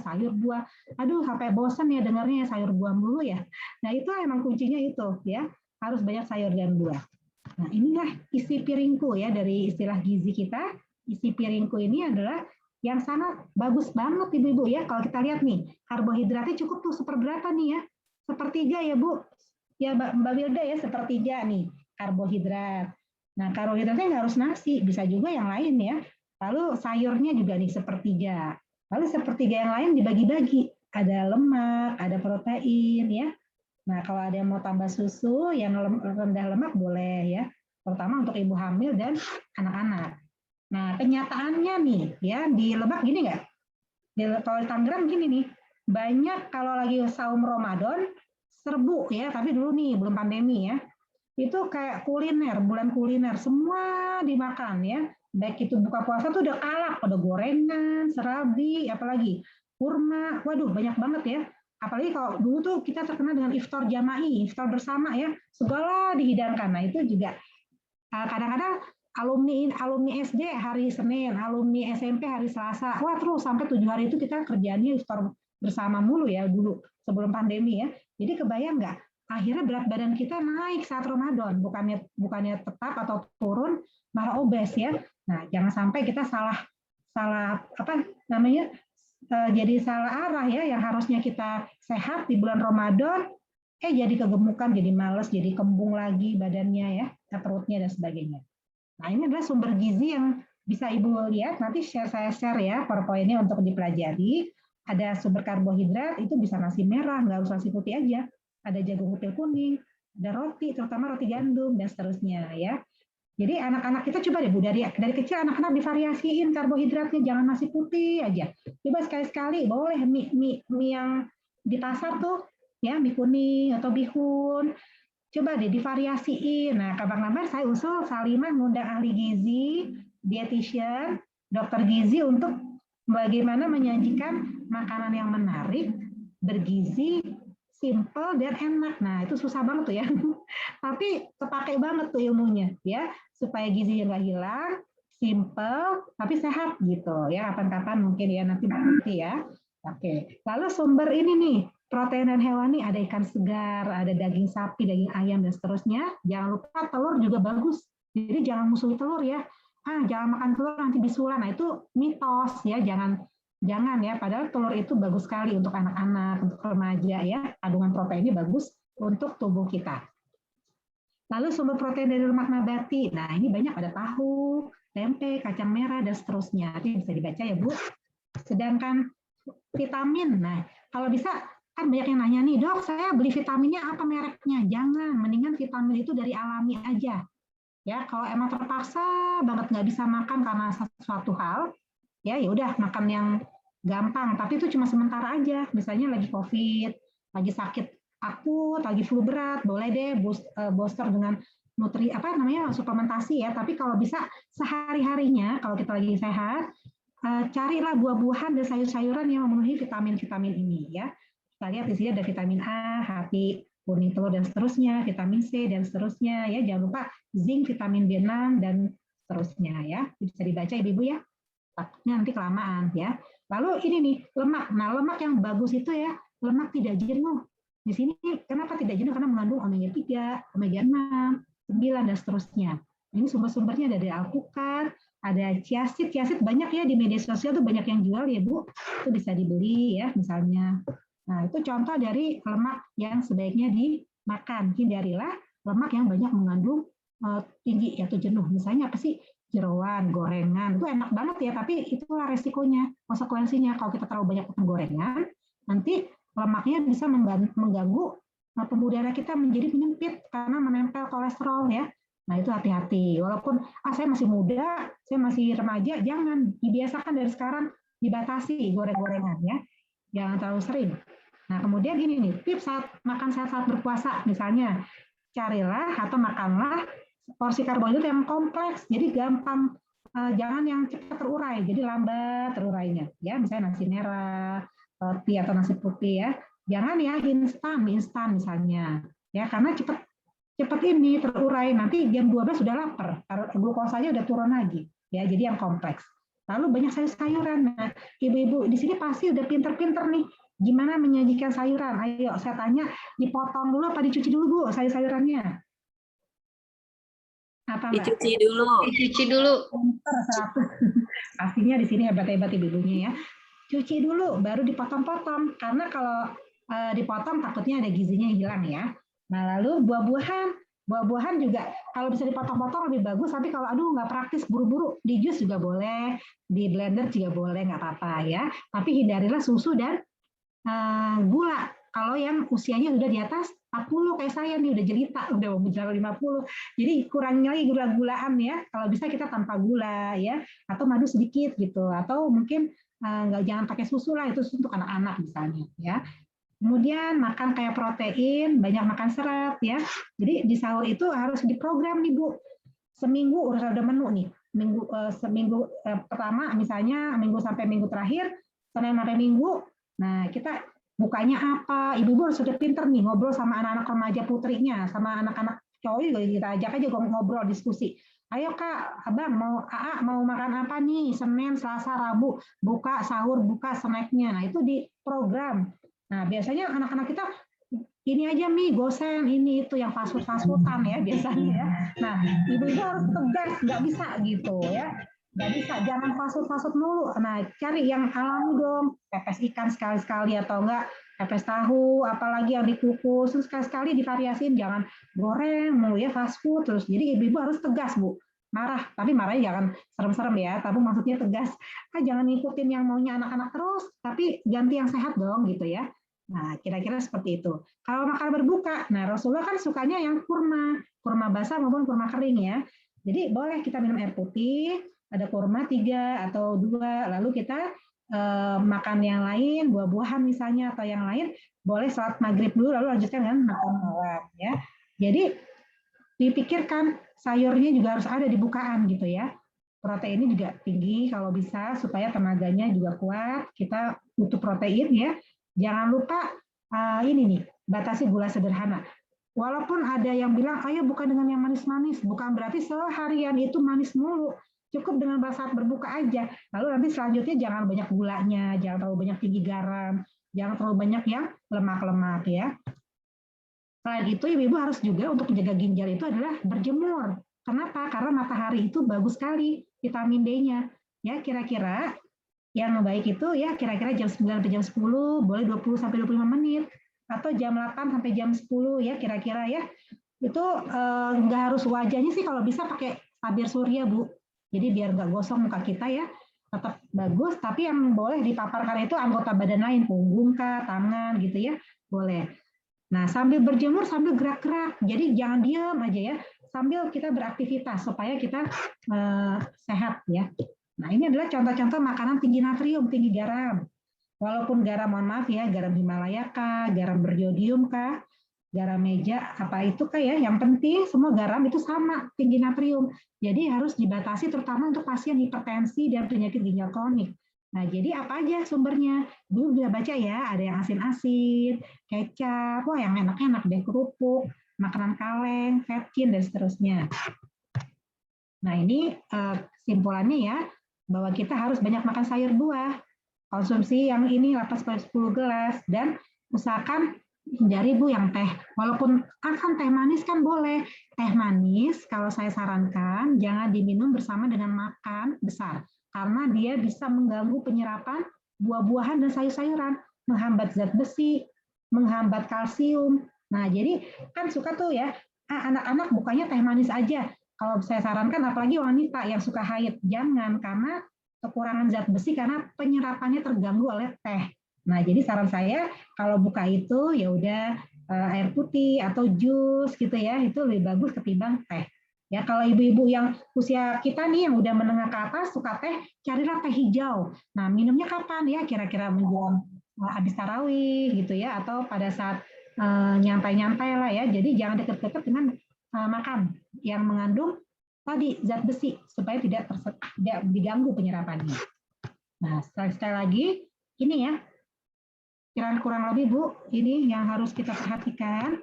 Nah, untuk yang berikutnya masalah aktivitas. Selain kita gizinya harus dipantau, yang kedua adalah jangan lupa kita beraktivitas atau berolahraga. Ya, nah ini yang namanya bugar itu adalah kemampuan untuk melakukan kegiatan sehari-hari dengan optimal tanpa rasa lelah berarti.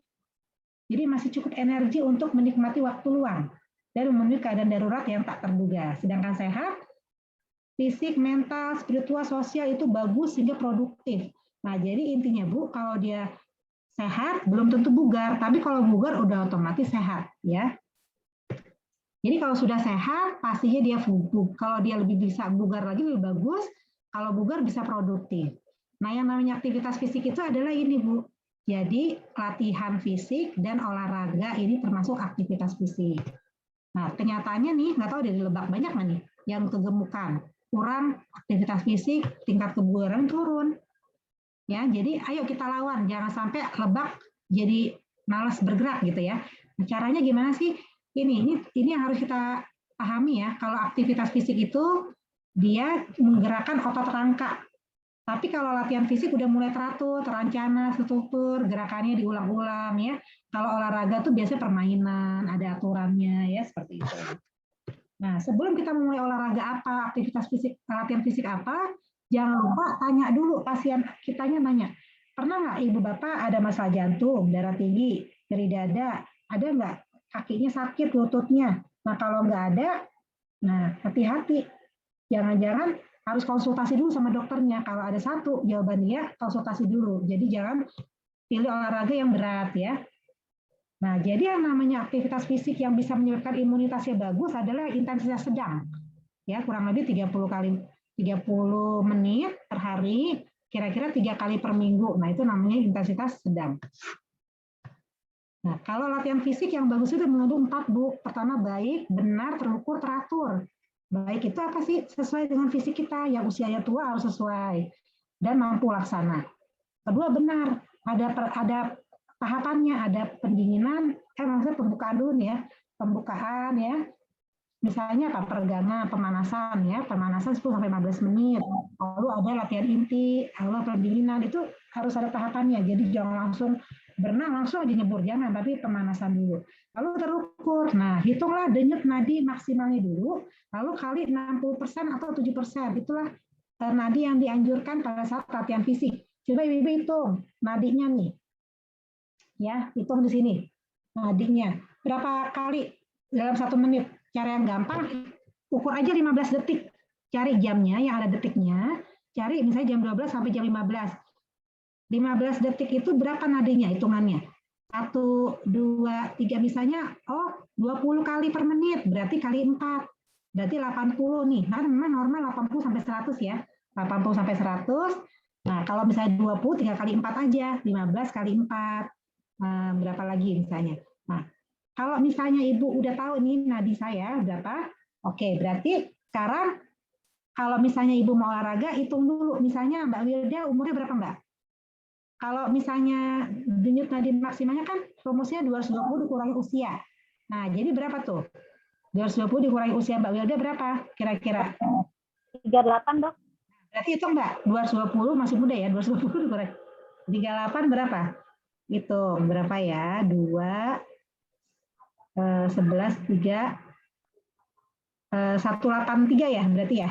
Nah, jadi kira-kira 60% dari 183 itu berapa gitu. Kira-kira misalnya 100 kali atau 120. Nah, jadi kalau sudah kita olahraga, senam kah, atau jogging, atau sepeda, kalau kita hitung nadi kita ternyata, udah 140 nih, berarti kelebihan.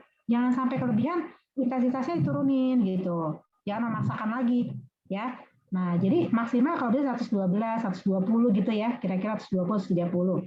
Nah, jadi itu maksudnya, terukur. Jadi jangan, wah kita memaksakan diri gitu. Kayaknya masih muda nih gitu ya. Jadi jangan melebihi dari nadi ini ya.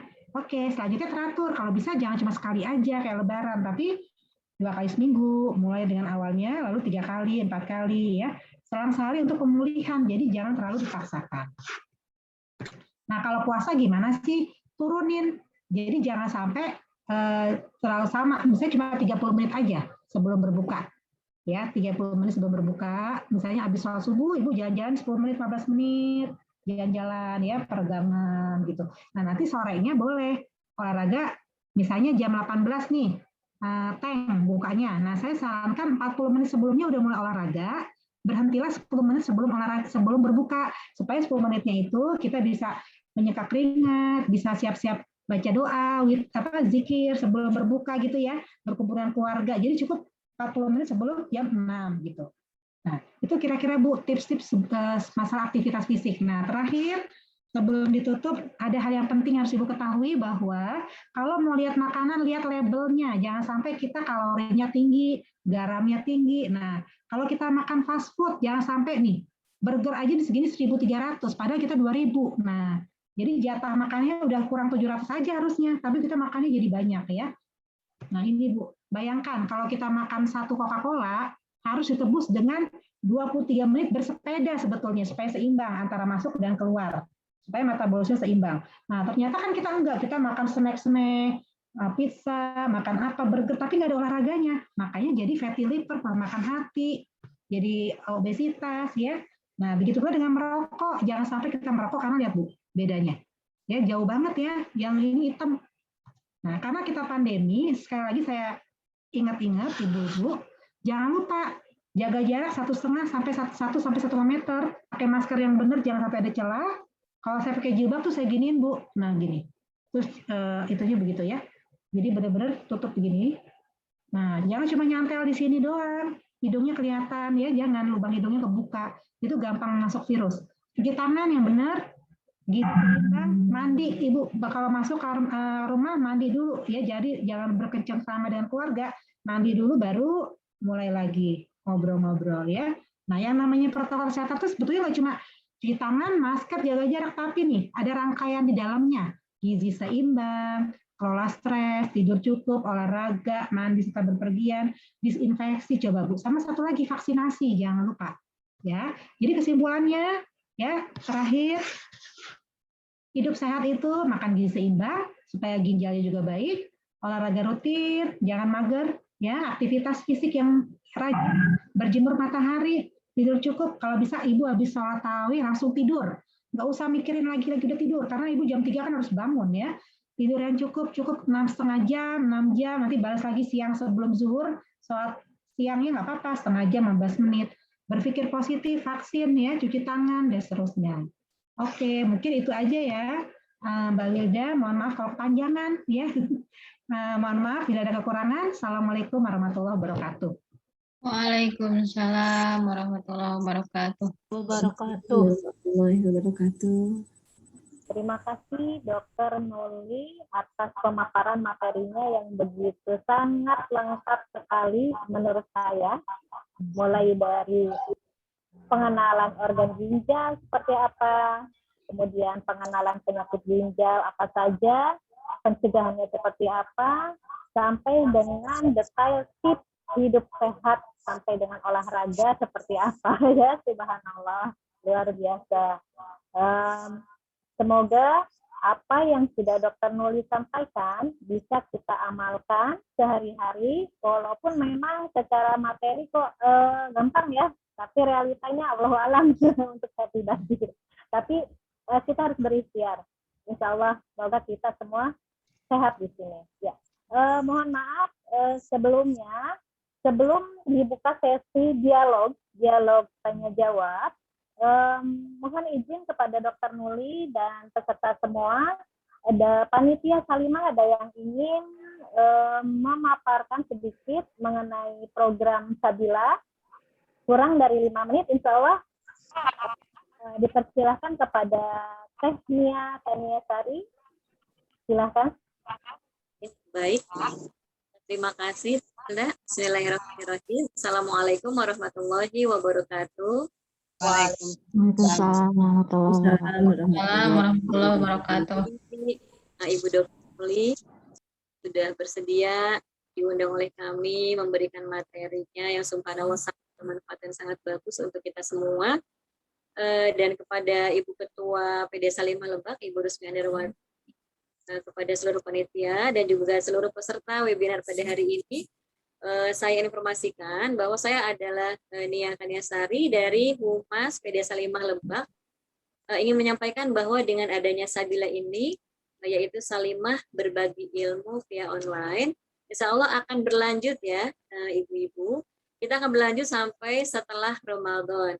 Jadi nanti akan ada berbagai macam materi yang kita hadirkan, materi dan juga pemateri yang bagus-bagus, supaya nanti kita semua, khususnya muslimah, mendapatkan ilmu yang bermanfaat bagi kita ke depan. Jadi jangan lupa ibu-ibu yang sudah tergabung dalam Sabila untuk tidak keluar di grup, nanti akan banyak lagi materi-materi atau kajian-kajian yang akan kita berikan dan akan kita sampaikan di webinar. Mungkin itu saja yang bisa disampaikan, kurang lebihnya mohon maaf, tetap semangat semuanya untuk mencari ilmu, karena pembelajar sejati adalah orang yang senantiasa mencari ilmu dimanapun. Ya. Terima kasih. Wassalamualaikum warahmatullahi wabarakatuh. Waalaikumsalam warahmatullahi wabarakatuh. Ya, terima kasih. Warahmatullahi. Saya menambahkan sedikit bahwa materi ya PowerPoint yang sudah dipaparkan oleh Dr. Nuli hari ini akan kami share di grup WhatsApp Sabila. Oleh karena itu, bagi yang belum absensi, dipersilakan absensi. Di dalam absensi tersebut ada link untuk masuk grup Sabila. Terima kasih. Kemudian akan kami buka sesi tanya jawab. Ya, di sini ada banyak sekali chat yang bertanya, Dok. Ya, ini mohon izin saya pilih, tidak saya bacakan semua pertanyaannya karena banyak banget. Ya, ada beberapa pertanyaan yang sudah sebenarnya ada di dalam materi.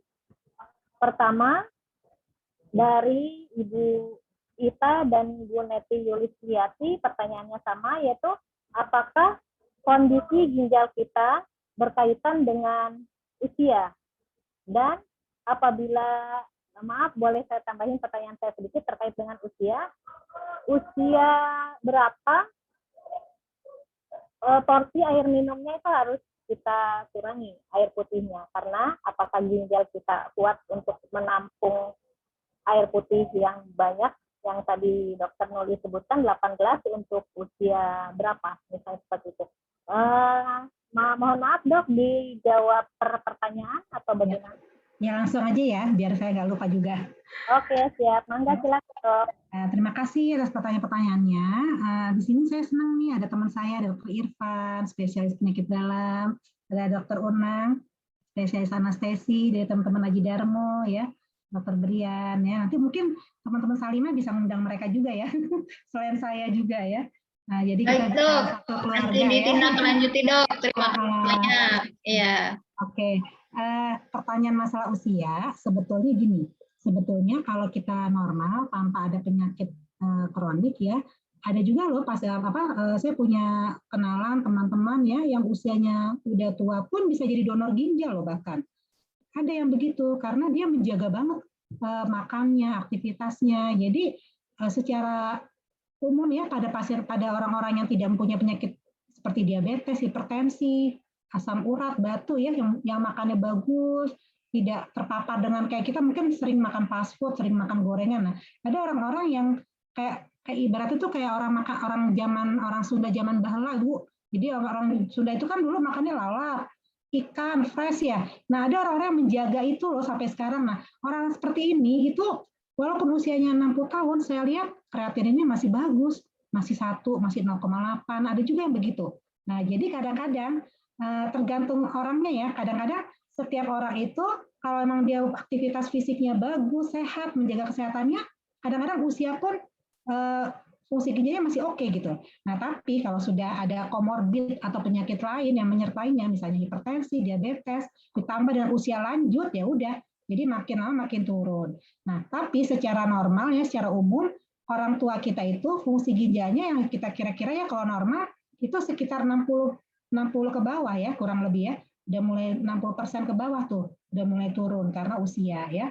Nah, itu ya permasalahan masalah usia itu. Jadi secara patokan umum kurang lebih ya orang tua memang menurun karena fungsi-fungsi ginjalnya udah mulai berkurang. Tapi jangan salah, ada orang tua yang nggak kalah sama anak muda karena menjaga kesehatan olahraga tadi gitu. Itu kabar baiknya ya. Jadi walaupun kita di sini mana Bu, ibu-ibu yang lebih tua dari saya ada kan? Nggak usah khawatir kalau kita jaga kesehatan, di dalamnya tetap jiwa muda Bu, tetap insya Allah ya kalau kita jaga sehat, makan, bergizi, olahraga cukup insya Allah ya. Nah, tapi untuk orang tua tadi ya yang udah mulai ada gangguan penyakit ginjal kronik, diabetes, nah itu memang tidak sama lagi minumnya. Minum air putihnya itu harus, bahkan juga jangan cuma air putih, total cairan yang diminum, kalau bisa jumlah buang air kecil cukup ditambah 400 atau 500 cc per harinya. Ya, misalnya udah penyakit ginjal kronik stadium 4, ya, udah 20% fungsi ginjalnya. Nah, berarti coba kita tampung. Gimana cara nampungnya? Misalnya bangun tidur buang dulu, ya, kencing yang pertama bangun tidur buang dulu, lalu kencing keduanya mulai kita tampung. Di gelas ukur boleh, ya. Catat di buku, misalnya jam 7 kencing keduanya 200, catat. Ya, lalu buang, bersihkan. Nanti kencing ketiga siang catat lagi, ya, tampung, buang. Terus begitu sampai besok pagi bangun tidur. Nah, itu namanya penampungan urin 24 jam. Nah, kalau kira-kira totalnya ada 600 per 24 jam, berarti rumusnya 600 tadi jumlah kencing sehari itu ditambah 400 atau 500 lah kira-kira. Kalau agak gemuk 500. Berarti berapa Bu? 600 sama 500? 1100. Nah, jadi total minum yang dia minum, baik itu jus, air putih, apalagi teh hijau bisa atau apapun ya, itu totalnya adalah 1100 dalam 24 jam. Ya. Kalau kecilnya cuma 500 tambah 400, 900 atau 1 liter. Kalau cuma 300 tambah 500, 800. Nah, itulah kalian sudah kena penyakit ginjal kronik. Begitu pula yang bengkak-bengkak karena penyakit jantung harus dibatasi minumnya. Nah, untuk lebih pastinya tanya sama dokter penyakit dalamnya atau dokter jantung, dokter paru ya. Dokter-dokter yang berkaitan dengan penyakitnya ditanyakan. Jangan lupa kalau dokter tanya, dokter minumnya berapa, obatnya cara makannya bagaimana. Ya, itu harus ditanyakan supaya kita benar ya, seperti itu. Kira-kira begitu Mbak Wilda kalau untuk masalah itu ya, umur dan minum ya. Baik dokter, terima kasih atas jawabannya. Pertanyaan selanjutnya dari Ibu Erlina, apakah bila ginjal kiri kita mengalami kerusakan atau gagal ginjal dapat beresiko menyebabkan kerusakan ginjal yang di sebelahnya lagi, dok? Ya, terima kasih. Jadi tergantung penyakitnya. Kalau penyakitnya sifatnya sistemik atau menyeluruh, ya, misalnya diabetes, darah tinggi, penyakit jantung, itu dua-duanya terkena. Dua-duanya bisa sekaligus kena. Tapi kalau begitu pun dengan autoimun ya, lupus, glomerulonefritis ya, sindrom nefrotik itu bisa dua-duanya. Tapi kalau misalnya batu ginjalnya sebelah kiri aja, yang kanannya masih oke, awal-awalnya ya udah yang kiri aja nih yang rusak. Tapi lama-lama kalau penyakit ginjal kirinya karena batunya nggak dikeluarkan, lama-lama bisa berdampak terjadi komplikasi di sebelahnya. Gitu. Jadi mulai ada penyumbatan di uretra tadi, ureter ya, tadi kita sudah belajar itu saluran ginjal ke arah kandung kemih, ada penyumbatan di situ sehingga nanti dia lari ke atas yang kanan. Akibatnya yang kanan terjadilah hidronefrosis juga, dua-duanya jadi bengkak juga. Nah, jadi bisa aja yang awalnya cuma sebelah, kalau tidak diatasi dengan baik bisa menyebabkan yang dua-duanya juga. Gitu Mbak Wilda kira-kira. Mbak Wilda. Kemudian pertanyaan dari Ibu Endang Mulyaningsih mengenai mekanisme penyakit hipertensi yang bisa menimbulkan gagal ginjal. Jadi ini mekanismenya, dok. Ya. Nah, silakan. Gini, hipertensi itu kan menyebabkan banyak hal. Salah satunya adalah dinding pembuluh darah kita secara keseluruhan itu, dindingnya itu kan ada yang namanya sel-sel endotel, sel-sel dinding pembuluh darah itu terganggu. Jadi agak rusak ya. Nah, itu mengeluarkan banyak partikel-partikel atau zat-zat yang menyebabkan adanya radikal bebas. Radikal bebas jadi meningkat, ya. Sedangkan antioksidan yang kita makan sedikit, tidak seimbang. Sehingga radikal bebas ini kalau dibiarkan terus-menerus, ya, membuat oksigen kita turun. Asupan oksigen turun, nutrisi turun, sehingga masuk ke ginjal jadi berkurang oksigennya. Nah, oksigen yang berkurang ke ginjal, bayangkan Bu, kalau organ kita kurang oksigen, kurang nutrisi ya, itu kan pasti etos kerjanya jadi kurang karena makanannya kurang. Nah, jadi pada orang-orang yang hipertensi, lama-lama bisa menyebabkan aliran darah ke ginjalnya berkurang, oksigen yang berkurang, nutrisi yang berkurang, sehingga banyak sel-sel ginjal yang hilang, yang mati. Nah, belum lagi kalau hipertensi sudah berdampak pada jantung, pompa jantung. Jadi jantungnya kadang-kadang membesar karena pompanya terlalu berlebihan ya. Dia akan menjadi gangguan irama, gangguan jantung. Nah, kalau udah ada gangguan jantung ini, pompanya berkurang, akibatnya aliran ke ginjal juga berkurang. Nah, segala sesuatu yang menyebabkan aliran ginjal, aliran oksigen ke ginjal berkurang, pastinya akan menyebabkan penyakit ginjal kronik. Jadi kita harus menjaga supaya oksigen itu terjaga sampai ke ginjal, sampai ke semua organ dengan baik. Itu kuncinya. Jadi makanya hipertensi ini harus dikontrol supaya tadi radikal bebasnya itu tidak meningkat, supaya oksigennya tetap jalan. Salah satunya dengan minum obat-obatan tadi ya, selain mengurangi garam ya. Itu kira-kira Mbak Wilda. Baik. Pertanyaan selanjutnya dari, mohon maaf yang melambaikan tangan sebentar ya. Dari Ibu Yulismaya, penderita hipertiroid mengkonsumsi obat rutin, dok. Tadi yang dijelaskan dokter di materi tidak ada keterangan hipertiroid. Apakah berdampak pada ginjal? Dan jika iya, bagaimana mengatasinya? Terima kasih. Nah, kalau hipertiroid ini tergantung jenis penyakitnya. Ada penyakit tiroid autoimun, ada karena penyakit gondok. Ini hipertiroid ya. Nah, kalau hipertiroid rata-rata di Indonesia kebanyakan misalnya penyakit autoimun ya, Graves disease kah, atau penyakit tiroid yang struma nodosa toksik, macam-macam ya penyakitnya ya. Nah, tergantung derajat ringan, sedang atau berat.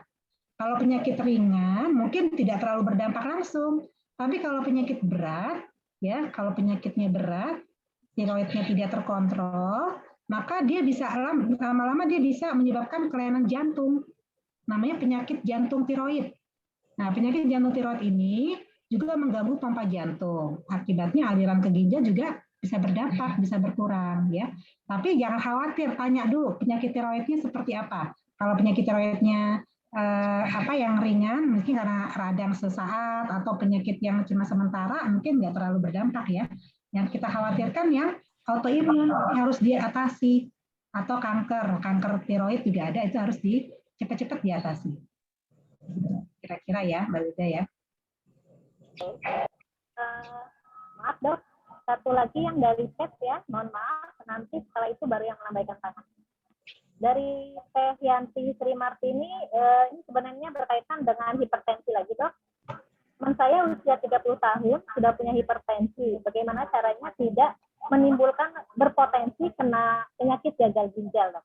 Usia 30 tahun ya, masih muda sekali ya. Nah jadi emang kadang-kadang anak-anak juga ada tuh ya, diketahui juga tuh penyakit hipertensi pada anak, terutama yang berkaitan dengan penyakit ginjal, peradangan ginjal dari kecil ya. Nah, untuk pasien-pasien yang hipertensi 30 tahun ini, sebaiknya dicari tahu penyebab hipertensinya apa. Apakah hipertensi primer atau sekunder.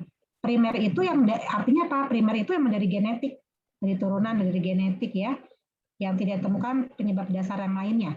Sedangkan yang sekunder itu misalnya ada kelainan hormon, apalagi anak muda nih.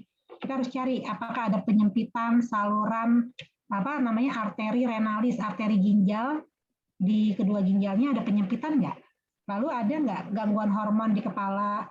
Apa yang menyebabkan misalnya hormon-hormon pusat ya?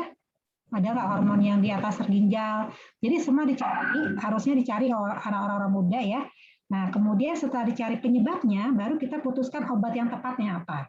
Jadi nggak cuma sekedar obat anti hipertensi saat itu, tapi harus dicari penyebabnya apa. Kalau misalnya penyebabnya penyempitan arteri renalis, dia harus dibuka, harus di-cut ya, apakah perlu pasang ring, perlu pakai balon gitu. Tapi kalau penyebabnya hormon, harus dikasih obat-obat yang sesuai. Kita harus konsultasikan ke dokter spesialis penyakit dalam, endokrinologi misalnya ya.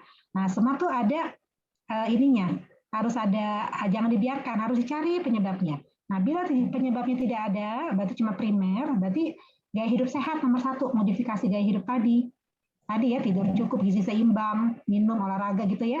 Yang kedua, obat hipertensi jangan sekali-sekali dilepas ya, jangan sekali-sekali lupa.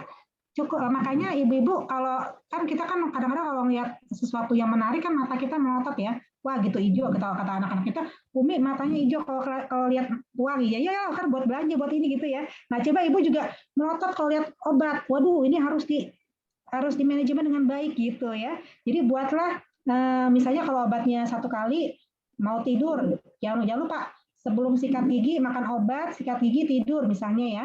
Terus jam 9 teng udah kayak Cinderella deh. Oh iya waktunya makan obat nih, dialarmin atau bilang sama semua anggota keluarga, ingetin Umi ya kalau Umi harus makan obat. Nah gitu Bu, pengumuman gitu harus diingatkan, baik itu suami kita, kakek kita, harus semua keluarga terlibat, jangan cuma dia sendiri, kasihan kadang-kadang kan lupa, males ya, harus dimotivasi.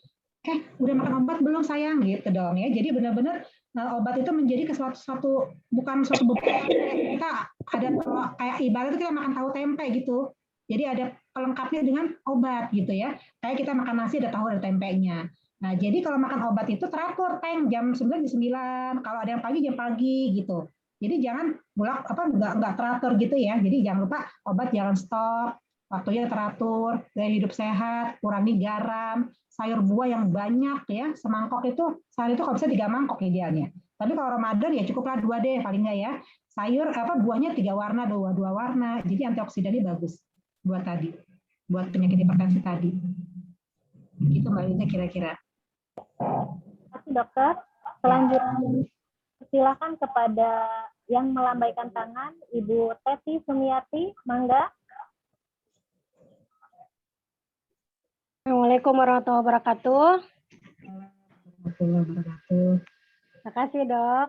Ya. Menarik sekali ya, saya sampai nggak mau ketinggalan nih. Ya. Menarik ya.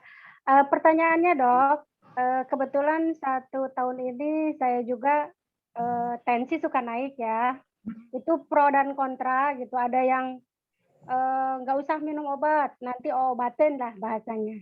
Tapi saya juga ada yang memberitahu bahwa kata dokter gitu tadi, minum obat itu seperti makan tahu tempe gitu ya. Jadi selalu bersedia.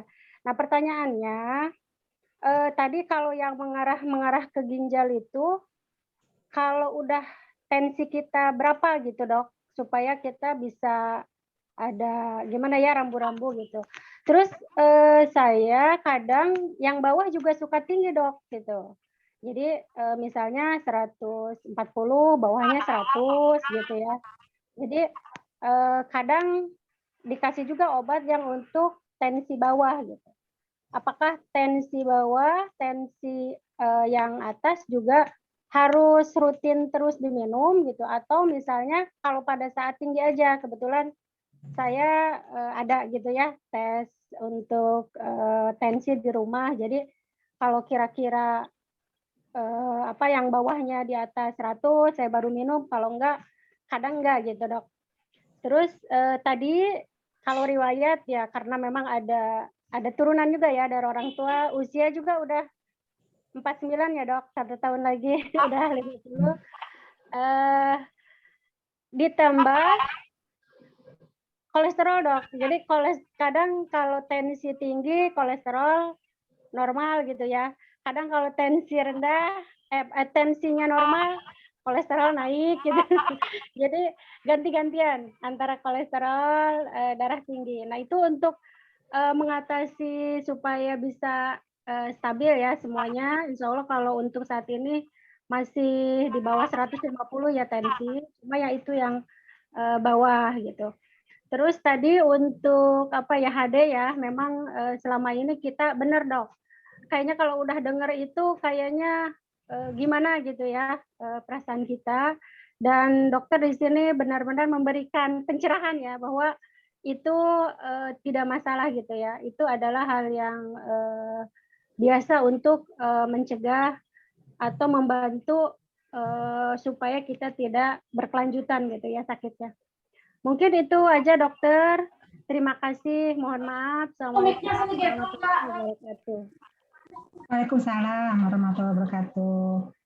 Ya, langsung jawab Mbak Yulda ya. Langsung jawab aja ya. Oke. Terima kasih Mbak Teti, pelajarannya pertanyaannya bagus sekali ya. Mungkin ibu-ibu yang lain bisa menyimak. Ini penting sekali. Ini penting dan bagus untuk kita renungi ya. Jadi pertama, kalau kita punya tensimeter, ya pertama tanya caranya bagaimana. Jangan sampai kita menggunakannya keliru atau tidak tepat. Lalu yang kedua waktunya. Waktunya juga jangan cuma sekali, tapi nanti akan saya jelaskan. Nah pertama cara pakainya mungkin Bu Teti udah pinter ya, tapi mungkin saya mau share ke ibu-ibu yang lain. Cara makainya itu kalau bisa kulit, jangan baju ya. Jadi ada cuff itu yang meliputi kita. Ya, kalau yang gemuk itu kadang-kadang nggak melingkupi gitu. Jadi harus tahu ukuran badan kita nih. Kalau anak-anak beda lagi, kalau dewasa yang normal standar. Tapi kalau yang gemuk mungkin butuh beli yang lain lagi yang bisa melingkupi seluruh permukaan lengan kita. Nah, jarak antara lengan kita dan 3 jari. Ibu kebayang nggak 3 jari ini di siku ya? Ntar saya lihatin dulu. Nah, ibu-ibu bisa lihat nggak? Nggak kelihatan ya. Jadi kalau kita pasang cuff itu yang bawahnya itu kira-kira jaraknya 3 jari dilipat siku. Nah, ini lipat siku 3 jari, cuff bawahnya itu di atasnya. Ya. Lalu memasukkan cuff itu dimasukkan 1 jari, jangan terlalu ketat. 1 jari kita masukin jari kita, jadi nggak terlalu ketat. Sehingga nanti kalau kita tekan, yang digital ya Bu ya, Bu Teti kan punya digital ya. Kalau digital kita tekan, tekan gitu, nanti kan dia kan akan memompa tuh. Kalau kita nggak selipin 1 jari, dia kesakitan kasiannya. Jadi dengan kita slotin 1 jari di bawah cuff itu, memberikan space atau jarak supaya dia memberikan tekanan ya. Nah, jadi nanti kalau sudah kira-kira 1-2 menit, baru nanti keluar angkanya, misalnya 150/90. Nah, ibu-ibu jangan lupa dicatat di buku tulis Mbak Teti, kalau bisa catat ya, nanti tulis yang pertama 150/90. Lalu istirahat 2 menit, 1 atau 2 menit dibiarkan saja, jangan dicabut kafnya. Lalu lakukan lagi. Yang kedua, misalnya 140/80, tulis 140/80. Lakukan yang sama sekali lagi, dibiarkan dulu 2 menit, istirahat. Ternyata 130/70, tulis. Nah, lalu kita rata-ratakan. Yang atas tambah atas bagi 3. Sistol tambah bagi 3, yang bawah juga sama. Diastol bagi 3. Nah, itulah rata-ratanya pembuluh darahnya pasien itu. Jadi jangan cuma sekali ya, tapi harus dilakukan berulang-ulang. Baru kita mendapatkan nilai rata-rata. Nah, untuk memulai tensi itu, pastikan ibu tidak habis makan, tidak habis minum kopi, apalagi merokok nih bapak-bapaknya ya. Dan harus istirahat 10 menit. Jadi harus ada ini yang penting itu fase istirahat. Karena kalau beraktivitas pasti tinggi gitu. Itu tidak akurat. Jadi harus istirahat, tenang, pikiran juga tenang, baru ditensi. Nah, lakukanlah 2 kali minimal sehari.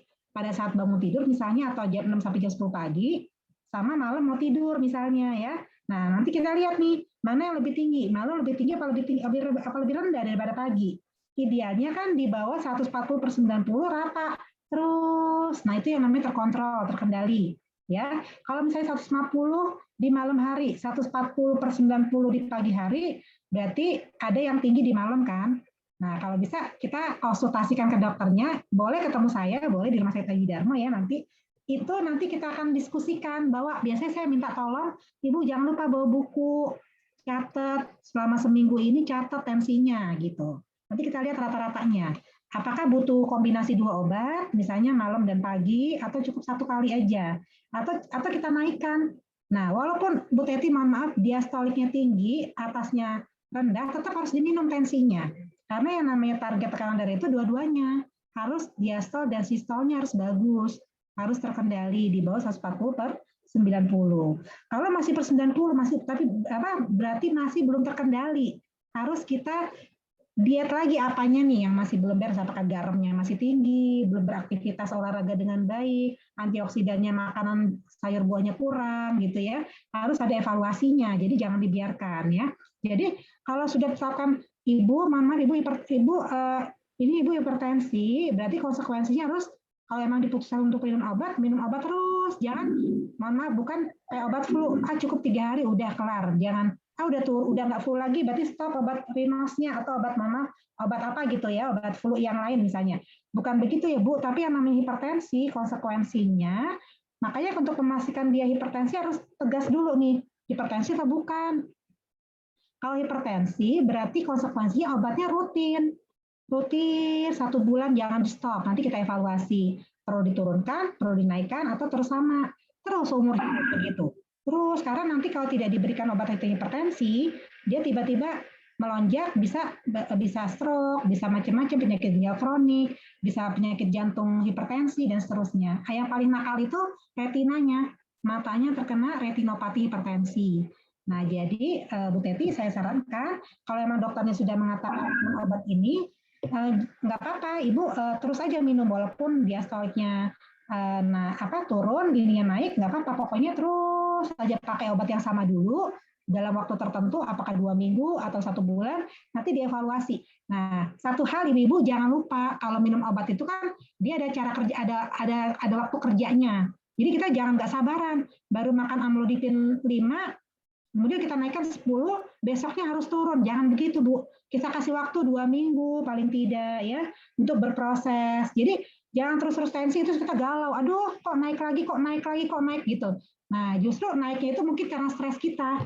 Ya, jadi kita kasih waktu lah. Obat itu bekerja untuk menurunkan bertahap. Ya, begitu pula dengan 2 kombinasi obat. Ya, mungkin evaluasi 2 minggu, 1 bulan lagi baru datang, baru nanti turun. Nanti baru turun. Gitu Bu Teti ya, kira-kira ya. Untuk masalah pemeriksaan. Nah, untuk kolesterol dan tadi ya yang lain-lain itu, memang sebaiknya diperiksa juga. Jadi teman-temannya si nakal ini ya, hipertensi itu biasanya nakal itu kan kolesterol, asam urat, diabetes atau gula. Nah, itu juga harus diperiksa. Jadi nggak cuma hipertensi aja, tapi juga dicek kolesterolnya, bagaimana LDL-nya, dicek lagi gulanya, HbA1c-nya, urin. Nah, jangan lupa yang paling penting bagi kami adalah urin. Kalau bisa begitu datang ke rumah sakit, cek urinnya, minta tolong dokter cek urin. Ada nggak protein urianya? Karena pada pasien hipertensi, yang paling mudah mendeteksi dia akan terkena penyakit ginjal kronik adalah proteinnya. Proteinnya ada nggak? Positif 1 kah? Positif 2? Ya, itu yang paling nomor 1 dilihat. Karena urin itu jendela ginjal. Nah, lalu yang kedua adalah baru kreatinin. Baru asam urat dilihat sama-sama. Nah, baru nanti kalau kreatinin naik, dari normal kan normal 1, Bu. Kalau dia naik, berarti kita harus waspada. Ini udah mulai penyakit ginjal kronik atau tidak ya, gitu. Nah, nanti ada hitung-hitungannya. Gitu ya, Bu Teti ya. Yang penting semangat, Bu Teti. Semangat. Walaupun kita hipertensi, ya is okay gitu ya. Enjoy aja. Nggak usah dipikirin. Yang penting saya mah pokoknya makan obat, kontrol, usaha gitu aja. Karena yang namanya penyakit itu kan nggak kita sangka-sangka ya. Kadang-kadang ada aja ujian. Jadi anggaplah itu ujian, bukti cinta Allah kepada kita. Kita buktikan sama Allah, ya Allah, memang benar saya hipertensi, tapi saya tetap menjadi hamba-Mu yang takwa apapun kondisinya, mau saya hipertensi, mau saya penyakit ginjal kronik, mau saya kanker, nggak akan merubah sedikit pun cinta saya kepadamu gitu ya. Jadi benar-benar harus optimis, nggak boleh kita jadi seuzon sama Allah. Ya Allah, kenapa sih padahal saya udah sholat banyak, masih ada juga penyakit-penyakit nggak hilang-hilang. Jangan Ibu ya, justru kita lawan gitu sama penyakit, jangan kita pasrah. Oke, saya sakit, tapi saya harus beribadah lebih kuat lagi gitu ya. Jadi biar karena penyakit itu menurunkan dosa-dosa. Nah, di saat itulah kita jadi dekat dengan Allah, ya kan? Nah, jadi Ibu harus optimis, harus semangat. Ya, Bu ya. Itu Mbak Linda kira-kira. Ya. Terima kasih Bu Teti atas pertanyaannya dan jawabannya. Selanjutnya dipersilakan kepada Ibu Iis Sri Mulyani Mangga. Assalamualaikum warahmatullahi wabarakatuh. Waalaikumsalam warahmatullahi wabarakatuh. Terima kasih Bu Dokter, ilmunya banyak bermanfaat ya. Subhanallah. Yang saya akan tanyakan yaitu penyandang SLE ya atau PUS. Itu kan sering konsumsi obat ya Dok ya. Itu bagaimana nanti kondisi ginjalnya? Terus apakah kadar lupusnya itu bisa berkurang tidak? Pertanyaan saya sekian ya. Assalamualaikum warahmatullahi wabarakatuh. Waalaikumsalam warahmatullahi wabarakatuh. Bu Is, terima kasih, pertanyaannya bagus sekali ya. Jadi penyakit lupus ini memang kebanyakan perempuan, remaja maupun ibu-ibu muda ya. Nah, kebanyakan di bawah 45 tahun nih. Memang ini lupus ini harus kita memberikan perhatian kepada pasien lupus ya. Kalau ada anggota Lebak ya, ada warga Lebak yang kena lupus, mungkin Salimah bisa memberikan motivasi ya, semangat untuk teman-teman kita yang terkena lupus ya. Tak jarang itu bisa bikin stres ya, karena obatnya jangka panjang, nggak bisa cuma sebentar. Nah, obat-obatan ini ya tergantung dari jenis lupusnya. Ada yang lupusnya yang derajat ringan, ada yang sedang, ada yang berat. Ya. Nah, masalahnya kalau yang fungsi ginjalnya ini, maaf ya saya mute dulu ya. Nah, masalahnya kalau fungsi ginjalnya ini sudah terkena, jadi kan gini, lupus itu ada yang istilahnya nefritis lupus. Jadi lupus yang sudah mengenai organ ginjal tuh ada, Bu. Ada yang lupusnya cuma kulit aja sama tulang keterlibatannya. Ada yang keterlibatannya organnya lebih banyak lagi, otak, ya. Ada keterlibatannya cuma kulit yang ringan. Nah, itu beda-beda. Semuanya tergantung derajat ringan, sedang atau berat. Nah, yang kasihan itu kalau sudah kena ginjal. Tapi jangan putus asa. Walaupun sudah kena ginjal,